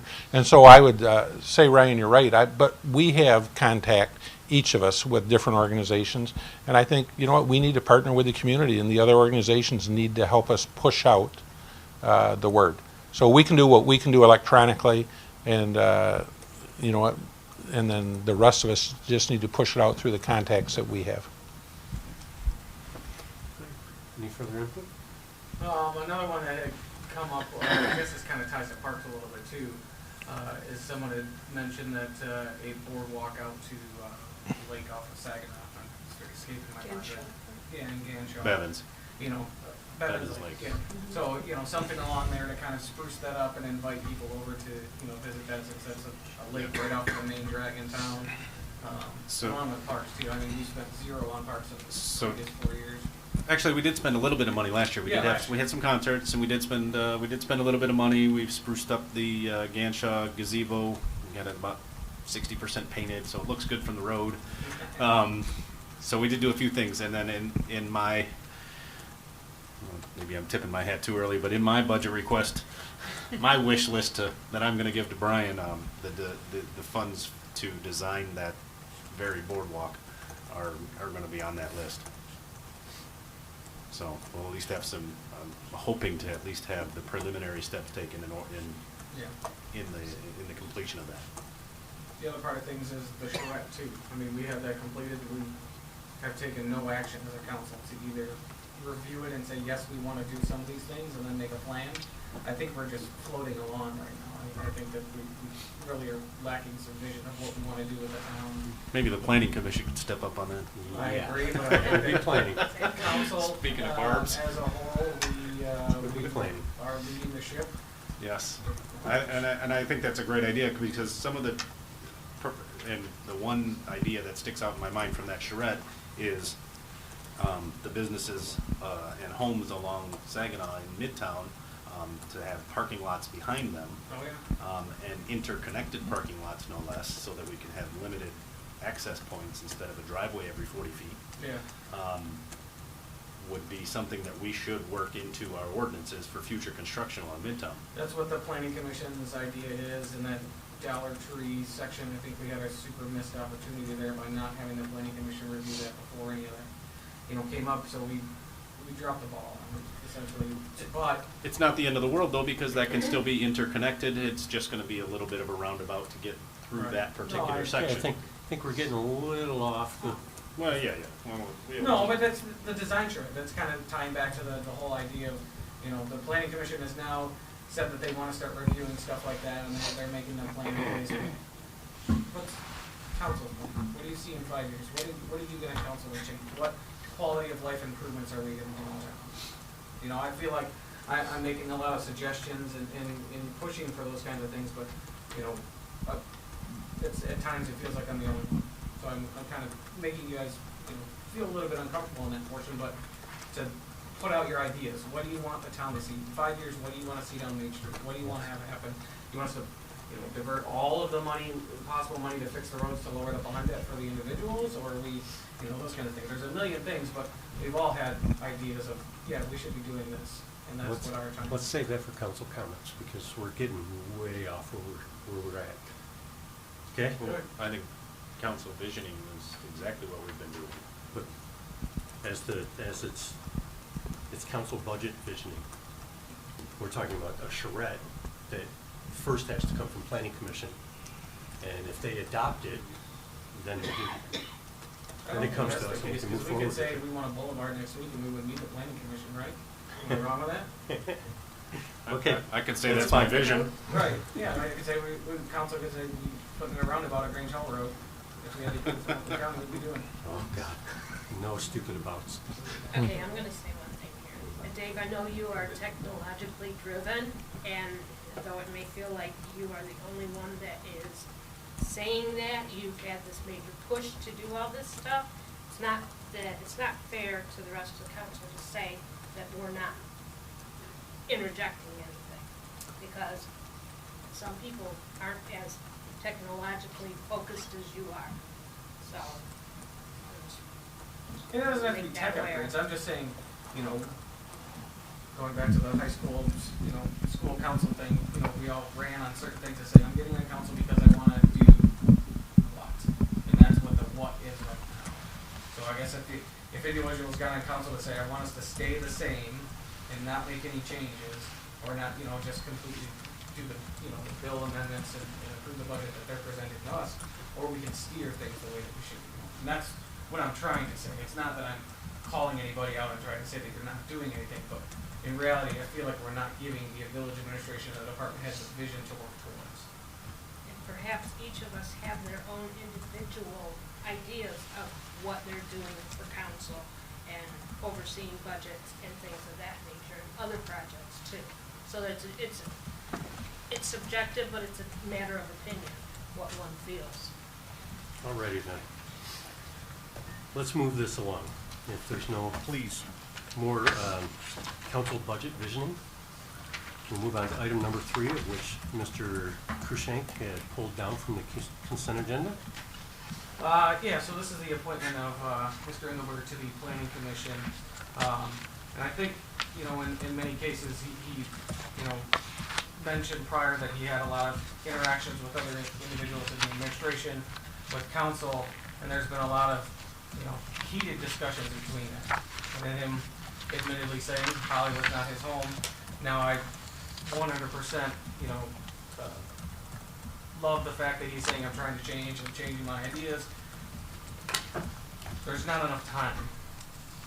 I understand I'm all for second chances, I'm all for doing again, but he's burnt multiple people in the village, multiple bridges, multiple times, not just one time it was a snafu. I think if there were multiple years between there saying, yes, there's a track record of, you know, level-headedness and professionalism, absolutely, they deserve a second chance, not a few months. We need to make sure that our commissions are staffed with the best possible people at the time to do that. We have not done any advertising for our open positions, either on the Gov Delivery or from our various Facebook posts or I've done anything it that we've twice done. from right here. Right, and so we also have a Gov Delivery, we have a signboard out front, we have, you know, the possibility of putting them on water bills, tax bills, those kind of things of our, I feel like we're not casting the net wide enough. And we're just cycling through the same people over and over and over. Some that have resigned in every position that they've done before their terms end, and he admitted to all of that kind of stuff. I just feel that there's a better option that we should not do. All right. Anybody else have comments regarding that? My question would be, would this significant quote-unquote change be occurring if this position wasn't available? I don't know. If y'all look at the way what have I been here, 14 months? 14 months ago, I was not who I am right now. I was very unsure. I mean, I made mistakes. Mr. Walker and I started off bumpy. We have a great relationship now. Mr. Carlos and I started off bumpy. Things are working very well between us, so I enjoy Tony. We don't agree on very much at all. We really don't. But I enjoy it. He gets up here, he puts it out. I like that engagement. would like to hear more. I think he'd be a good fit, but that's just my personal opinion. This is for all of us to decide. Correct? I'm just concerned with the fact of what has happened in the past, and it's only been a little over a year ago that all this took place. Not even. And, well, yeah, we Summer. confirmed that earlier. Yeah. It was With before the I was on Maple council Street. that It was this before I happened. was here as well. With the Maple Street situation and the, I mean, disparagement, most of all, the disparagement of Derek and our DDA president, and Carl Richter, director. it's continuous. And I have absolutely nothing against Tony, nothing at all. We're Facebook friends, I have nothing against him. But people in these positions, they're representing the village. And that's something And- we all need to remember Exactly. at all times. But we're purposely And putting if- something that's volatile on there, Yeah. with not a long term of the change. Now, if it was next year and we're seeing, 16, 18 months of someone, but knowing someone that has a history like that, I think is the wrong decision. If you're an employer and you see somebody left their employment multiple times, or they're combative in certain points, you would not hire them back. That's where I'm coming from. Any other comment? I'm just concerned. That's Okay, all. I appreciate that. Well, why don't we take it for a roll call vote? What are we voting on? Have a motion. The appointment of- The appointment of- Oh, so the motion stands as, Well, I guess somebody would have to make the motion. Well, then I will make the motion that we put forward the confirmation of Tony Engelbert to the Holly Planning Commission. I'll support. Could we have a roll call? Cruikshank. No. Hypo. Yes. Shield. Yes. Musgrave. No. Rankin. no. Alsop. Yes. Perkins. Yes. Thank you. Move on to item number 4, which was pulled down as item number 7 on the consent agenda. Consideration of council action to request to amend resolution 2017-033, 2018 CDBG application. Mr. Rankin? So I asked to have this brought down to discuss the idea of using the CDBG funds to fund our code enforcement. I just wondered if it would be possible to reallocate some of these funds to some of the other groups that had requested funds from CDBG. There was the Neighbor to Neighbor, there was Haya, there We uh, was could the only Vet have a Center. certain percentage of public services, and we were only allowed 2, and those are the 2 you voted on So for there's, public services. we couldn't allocate more No, to it's a each of them? percentage. The federal government requires only a percentage of our total allocation to public services. I think what I believe it's 30%, Okay, so what you're saying is a minimum of 30% or a maximum maximum of 30% of our total budget. The rest of it must stay. The rest of it must go into something other than a public service contract. And what are we at now for the, like, high end such? Are we at the max right now? Yes, we're at the max. They each got $3,000, and our maximum, I believe, was $6,100, so we're $100 off. But Right. they were only allowed $3,000 each. Which is the minimum, I thought I read in a previous packet, right? The No, minimum. it's the maximum allowed. Okay. Well, the minimum, yes, there's a minimum, but it's a maximum of our total. Gotcha. So you can't have 7 different ones with $50 each. So are there any other, I mean, there have to be some other funds besides our code enforcement that would be deserving of a $16,000 injection of funds? Code enforcement already had part of it, and CDGB is the one recommending do code enforcement, so that then next year we would take them off and use something else. Because you can spend it for 3 years. Okay. And then it has to be moved to something other. So, You can't just make it a permanently funded thing. No, no, no. Right, I Yeah, understand. every It year just- would be different. Is code Yeah. enforcement Does- currently does it- a general fund item? I'm sorry, what? Code enforcement, where is that currently paid from? It is paid from general fund. Okay. Yep. Just as, so another use that you could use is for firefighting equipment that is used in the low to moderate income area. However, the fire department is a general fund department also, so really all you're doing is a paper shuffle Shares on the Titanic. of the money. I think, I mean, it was a valid question. All your questions are valid, but your first one especially, when you asked about could we serve or use CDBG for other public services, and the answer is no. I mean, we could use it in other departments, but I think what you're doing is we'd be using those funds then in other general fund functions, and so really you're accomplishing the same thing. Okay. The thing that was unique I thought about this time around is ever since I've been on council, we've only had 2 requests every year. It's been Haya and Olson. And this year we had Four. 4. This year we had 4, but we still stuck with the 2. And I thought in years past we were begging for additional people to come forward because we don't want to seem as though we're giving the same people the amount of money every year, but we did that again this year. And not saying that they don't deserve the money, that is not part of the discussion, just saying that we've only had 2 options forever, now we had 4, and we actually had to make a decision. And we kept it didn't as really the make a original decision. 2, so it was just a little bit unique, so I think people are aware of that, but I was unaware that we were only allowed to divvy it up amongst 2 public services. That seems like an odd way to require the use of the funds that. Yeah, I mean, one year we used Yes, them for we did. trees. I think a few years ago we did a bunch of tree Yeah, replacements. that's not a public service. Yeah. Well, I mean internally. Yeah. Right, Yeah, correct. our Yes, we portion of did. it. We planted trees, and one year we did for park equipment, we did picnic tables. Gotcha, yeah. So code enforcement, I think, is a valid expense just because being on the Blight Task Force Committee, we saw that there was a huge,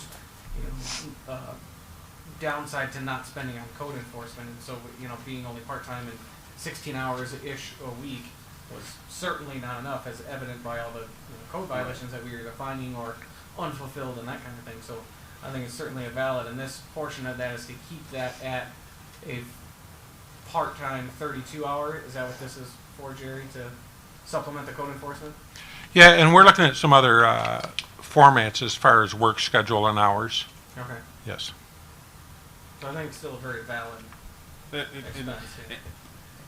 And I guess I wasn't looking at code enforcement as including as many, I don't know, necessary functions as what it does. I was kind of boxing it into a smaller box than it's really enclosed in. Yeah, so really, well, I mean, one of the topics we're going to be talking about, since we're talking about code enforcement, as we go throughout the budget study sessions and compilation of budgets, is right now, I mean, we have our code enforcement officer who's works anywhere from 20 to 30 hours per week. However, we task him with code enforcement, building inspection, fire marshal activities, rental inspection, just a whole host of things, which really, when you talk about the rise in code enforcement issues, or at least not being able to address them like we would like to, that'll be a topic of discussion during budget also. We're going to need a motion. I will make that motion that we amend Resolution 2017-033, authorizing the submission of the 2018 CDBG application to Oakland County Community Development and Home Improvement. Support. We'll need a roll call on that concerning money. Hypo. Yes. Shield. Yes. Musgrave. Yes. Rankin. Yes. Alsa. Yes. Cruikshank. Yes. Perkins. Yes. And thank you for the clarifications.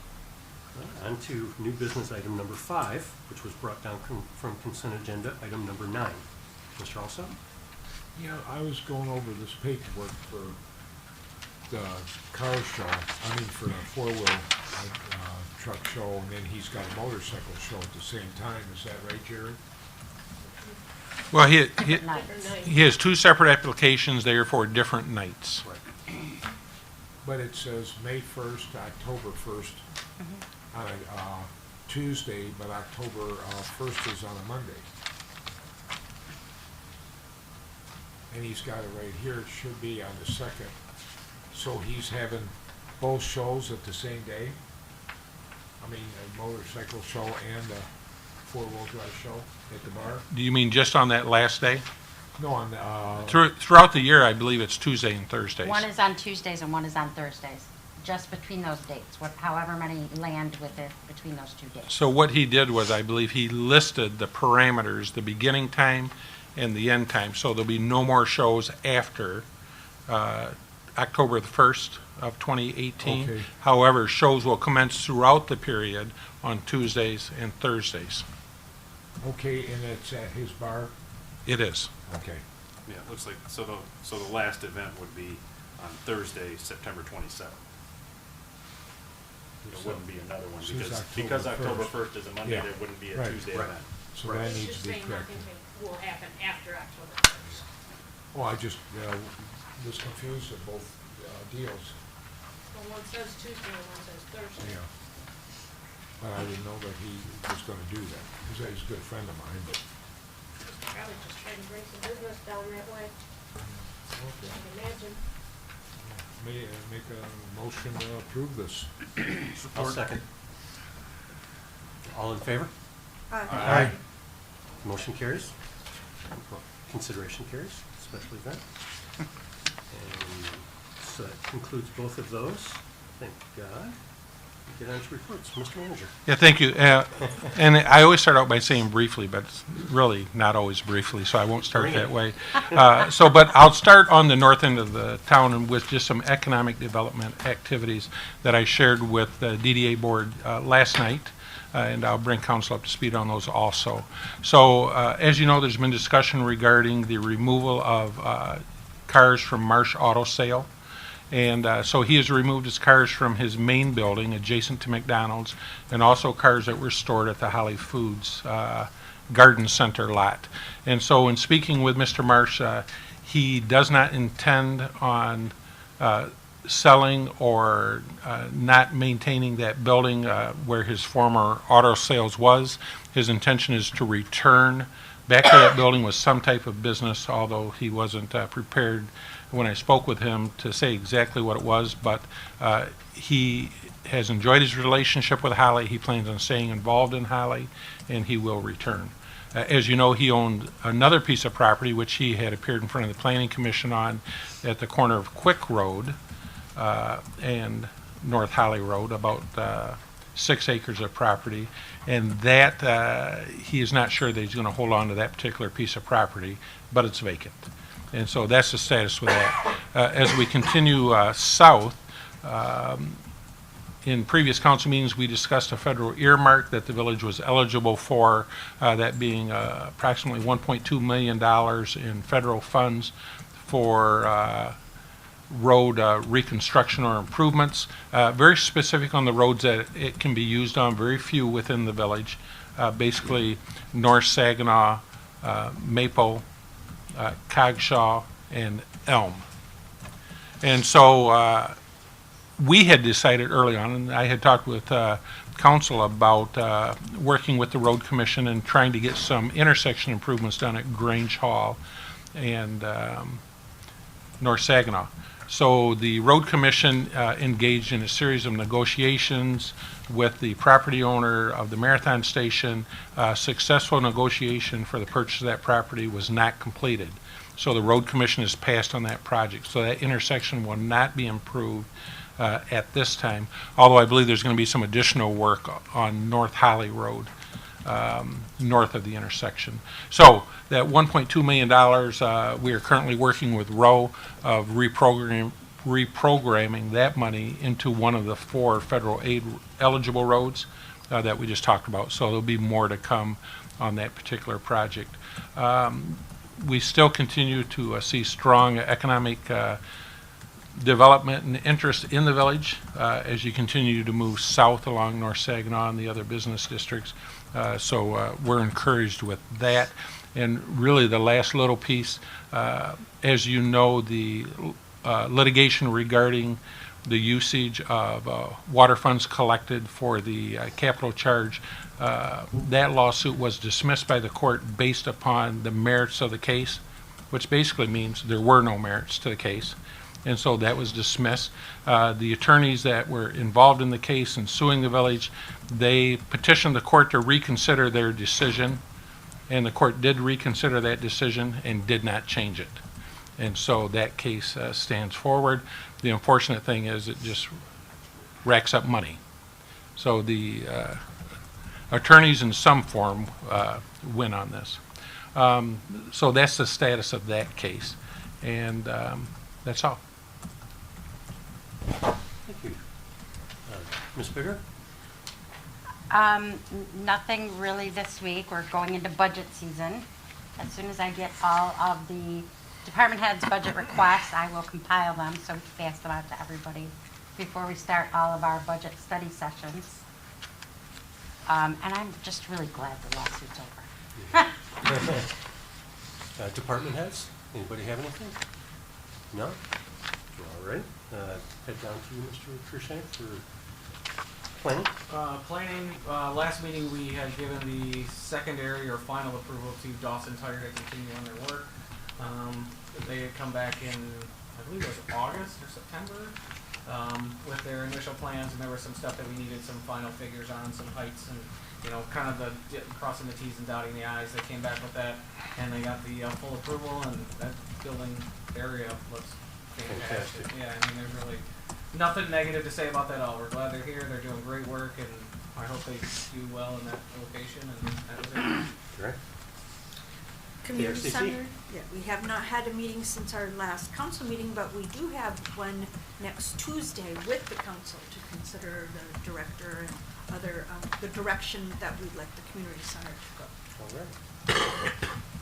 What do you got down there? Haya and Yeah, historical? Yeah, historical has not met this last month.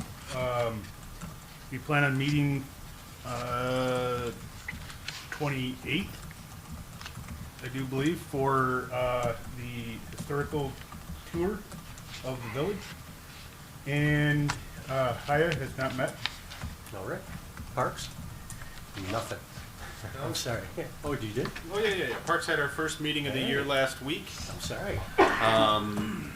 One of our tasks was to redefine the purpose of the Parks Commission. Our general theme for our new mission statement is increased engagement of the community.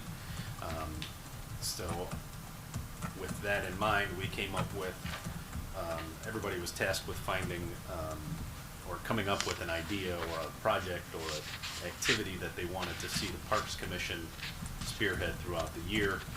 So this year, look forward to canoe and kayak training sessions, either in the summertime at Bush Lake or in the wintertime at the high school pool. We're going to connect with the Shiawassee River Coalition to get some people who are well trained in those areas to put those classes together. We're going to try and put together a fishing day. We'll get some local sponsors to put something like that together at the mill pond. Bicycle sightseeing tours, treasure hunt, ice sculpture competitions. We had a lot of great ideas that came out. So over the next couple of months, we'll figure out a way to put all those things together. Great. For the fishing thing, you might be able to tie that into the DNR free fishing weekends that are periodic. I think the first one's like Father's Day weekend or something like that. So That would be a good partner. Good idea. Yeah, so you don't have to. Yeah, have well, them- actually, that's one of, I do have that in my notes. Mr. Alstott, CBA? Nothing? Last night at DDA, we reviewed Ms. Hughes' performance report, of which she did very well. And also the new Main Street committees that were formed. Council comments, Mr. Cruikshank? I am mute tonight. Ms. Heupel? I wanted to acknowledge Katie Hughes with the Main Street programs, the committees that we did. That was very productive, and I'm very enthusiastic about that. That's going to be great. Another thing I wanted to mention about something might be coming down the road with Township. We had a veterans home in Holly that is being worked on, where they were, Holly is one of the 4 that they are considering property, and it would be in the $50 to $60 million investment into the area with 128 veterans served in the home. So we're looking forward to that. Coming. Where's this home gonna be Pray located? for that to happen. So. Mr. Cullis? Mr. Shield had a question. Actually, in public comment, I'll address. Okay, thank you. Ms. Musgrave? Mr. Shield? Don't have anything. Mr. Rankin? I guess, just as a clarification, I just wanted to make the point that in regards to Tony Engelberg's appointment to the Planning Commission, that I would have rather seen us hold off on that vote, do a little research, as Dave said, cast our net a little wider and see if we could get some new blood, so to speak, onto the Planning Commission, instead of cycling through the same faces over and over. But I don't want my no vote to necessarily, I don't know, paint the picture that I don't like Tony or I don't think he's a decent person in order to put on the Planning Commission, just that I would rather see us at least do some research and check out some other candidates. Thank you. Mr. Alsop? I've got a couple. Several people have complained to me recently about the use of electronic devices here in council chambers, not only by ourselves, but also by members of the public. So I would ask that when you come in, please turn your phones off. And us as council members, try not to be fooling with our electronic devices while people are up here speaking and also giving presentations. And also, this has been a hot topic for a couple weeks here. Council conduct with public. The last meeting you had brought up public conduct towards council. We have to conduct ourselves in a proper manner at all times. And 99% of the time, we do. And we get drawn into banter on social media, and that's for all boards and commission members, council members. We need to keep it friendly. If somebody says something that is not factual, fix it. But don't engage in, banter and name calling and degrading people. It's uncalled for, and it's actually in our code of conduct. It is against our code of ethics. So I just wanted to bring that up. And we're through that. Let's open I do have one thing I wanted to, I'm sorry, address what was brought up about the parking downtown. Now, I know that we have had light discussions about getting to that point of what's the right mix. Do we need to create a committee for this, or would this go to something that's generic, or is this something that, President would bring up as an agenda topic, or how do we kind of? Well, so staff is already addressing the issue. And so really, I view it as a staff issue, and we can make a recommendation to council. Now, if council wants to amend, change, or deny our recommendation, certainly that's up to your purview.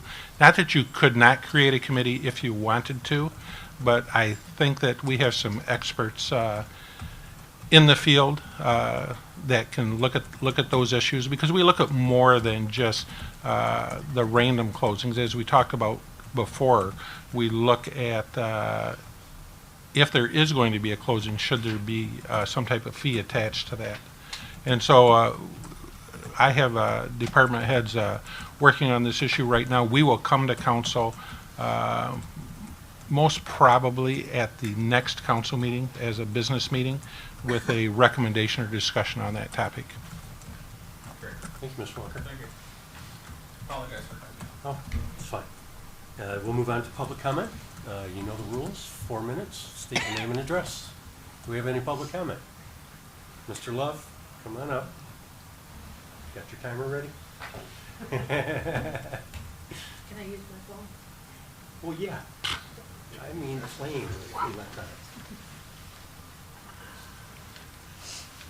And we hear phones ringing as we're speaking. That's not good.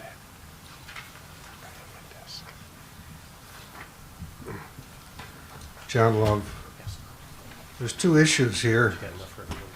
First one is the demolition bid for the water car wash. One of the things in this Imagine the Midtown Conference that was one of the top priorities that was people wanted is to have the main street of Holly, North Saginaw, fixed up and beautified. The village owned this car wash now for over a year, and there's no change been done to it. This is the demolition bid. The bids were just presented to demolish it. But there's no for sale sign. There's no aggressive marketing of this project for a year. And that was one of the recommendations. The other thing that was associated with the recommendation is that you improve the building codes and planning codes for commercial property on that street. Nothing has been done on that. The only thing we got out of that Imagine Midtown was the bike lane. And that was very low on of any endorsement by anybody at the meeting. So this should be a priority to resolve it, and there should be a for sale sign on it. That's how you find out what kind of opportunities there are, and you put it on the market. That's what happened with the Dawson Tire, at least. They put it on the market and they bought it as is. They didn't make it, have it torn down or anything like that. It needs to be done, and that's a responsibility that you have to market the assets of the community here. And we'll turn over to the other side of the sheet. Water rates. There's two ways of paying for bonds. One way is a fixed tax. That's column right there. The schools pay $1. Elderly people pay the same amount. Vacant property pays the same amount. That's the current system. So that's how you raise the money. The other way is based on usage. So the schools that use more of the product would pay more of the bond payments. The elderly people then would have their payments reduced because they don't use as much water. And of course, vacant property wouldn't have to pay. The other thing is that in this, and those are some of the basis of this court case that this incompetent judge decided to reject. So here's what should be looked at in the water rates. And here's some of the things that should be presented and discussed. Thank you, Mr. Love. Any further public comment? I saw a hand back there. Was that you, Mr. Cullis?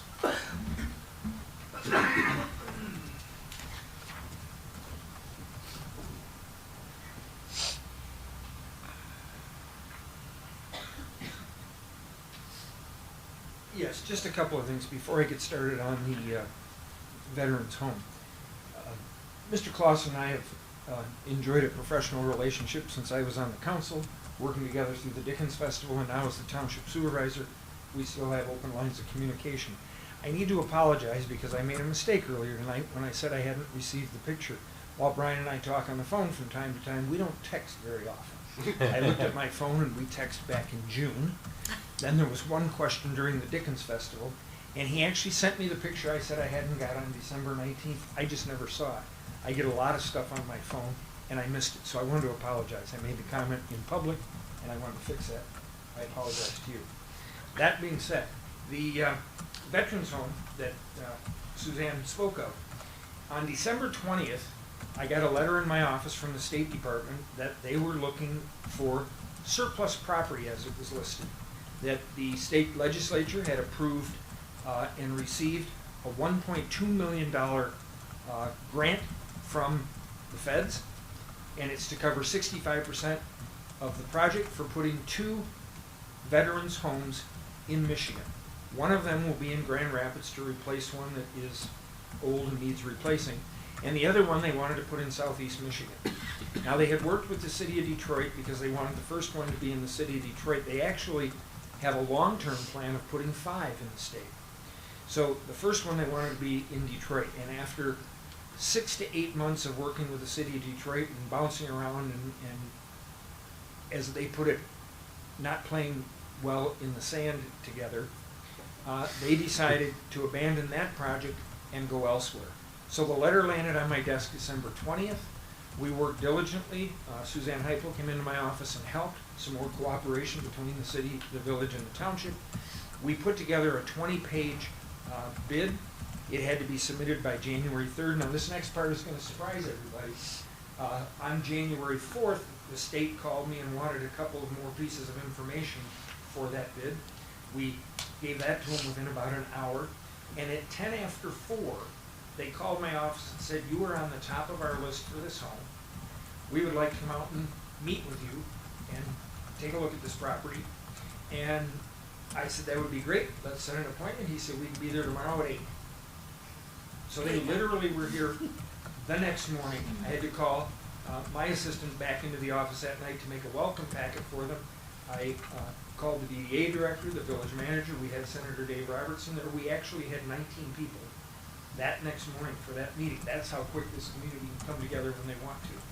The project itself, as you said, I want to just add one thing. It is 128 rooms.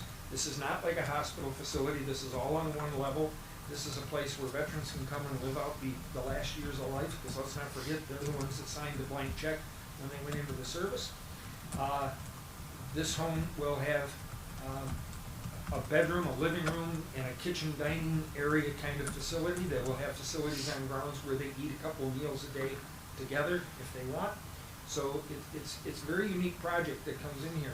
It is a $50 to $60 million project, and here's the best part, and this is why we wanted it happen.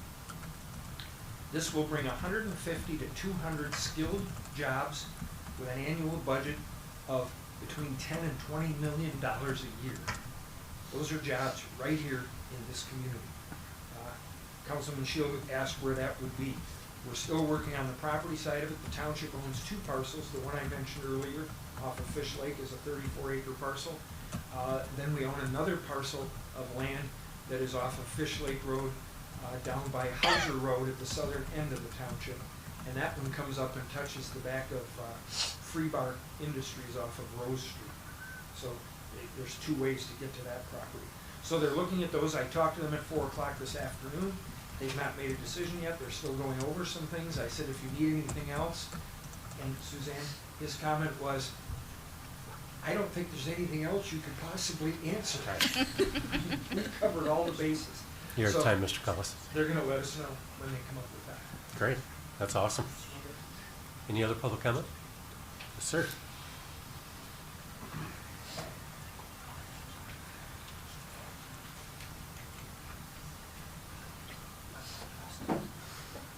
Good evening, everybody. Tim Smith, 14525 North Holly Road.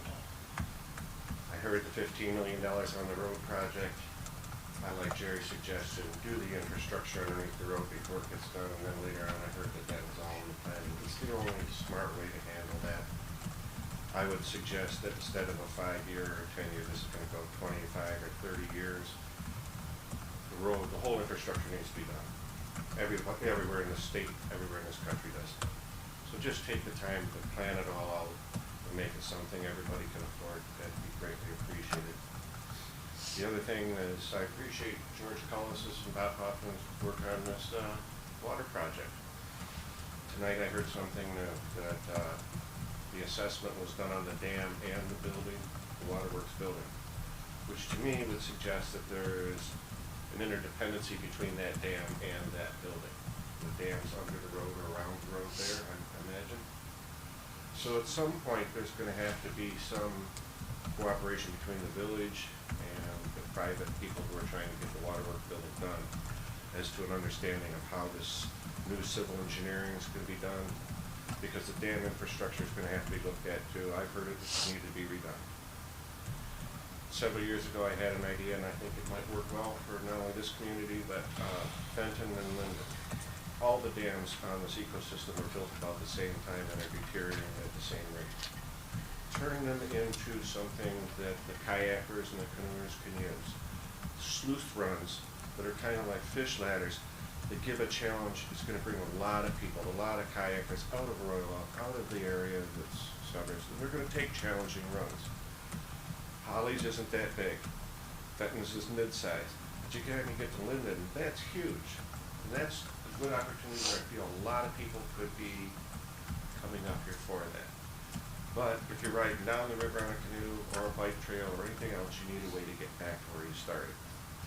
I thought of a cooperative project between Mott and or Kettering on a battery-powered train that could be used on the railroad track when the railroads weren't using it, which isn't, they're only using it at certain times, certain days.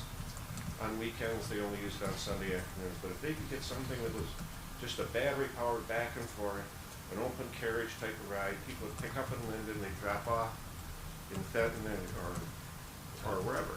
And what you're getting is a lot more loop between all three of these communities working together to pull people not only out of Flint, but now Brighton, Royal Oak, and the whole area is going to start coming towards Your a ride. time. But thank you, very, very interesting idea. Yeah. Any other public comment? Marta, did you have your hand up? Marta, 115 South Saginaw. Earlier this evening, I handed you a packet from the Holly Merchants, and I would like you to take a look at the second page of that petition to see what businesses have asked that you put into your street event. We have the special event packet, and we definitely, you can see on this form how many merchants would like to have a voice. Now, I noticed this evening that one of you asked a question about it. Dave mentioned earlier about change in the downtown. This would be change for the packet and the village council. You are the ones who make that decision.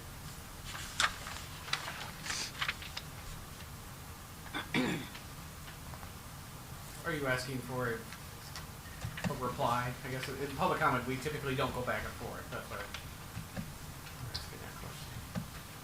So the change here, I'm asking what was the trigger to get something started. I don't know if this is the right angle or if we have another one already, being talked about. But I know that there is an awareness downtown that we need to not just give a quote and you will, right? And so that's why I asked the direction of the village administration. It seems like they're working on something, and possibly next meeting would be bringing something up for us to begin the discussion on it. But, And how long do you think you will need to be in discussion on this? I personally, I don't know. I know that we should, do something other than what we've been doing in the past few years. That's acknowledged, and I think everybody in council can probably at least share that, same sentiment. And as you can see, the downtown merchants who Correct, yeah. No, I would agree. are a very valuable asset to the community. Without a doubt. Without a doubt. Yes, indeed. Yeah, I mean, obviously, the town isn't anything if there's nobody to bring in to shop or eat or, converse. So I think that's absolutely the right, statement. But we need to make sure that we're, closing for the right reasons or not closing for the right reasons in the same vein. So are we going to discuss this again at the next council meeting at the end of this month? That would be up to the president and village administration who set the agenda. Well, that's something that Mr. Walker and I have both been discussing. We've talked about this on How, several they occasions. just presented it to you this evening. This You- is I don't irrelevant. think you understood We've the talked, magnitude. we've talked about the parking situation down in town on several occasions, and Jerry is working on it, and we are working on it together. But did you understand the magnitude of the Oh, yes. merchants who? Yeah, but certainly we have not seen the petition or No, we haven't. or any of your requests until tonight, and so we will take a copy of that. The department heads will take that into consideration when they are discussing and deliberating on a recommendation, and I would say all or most of what is in your document will be addressed back to council as far as the department head's thoughts or recommendation. Right. We will be addressing it. Thank you. Do we have any other public comment? No? Looks like this meeting is adjourned.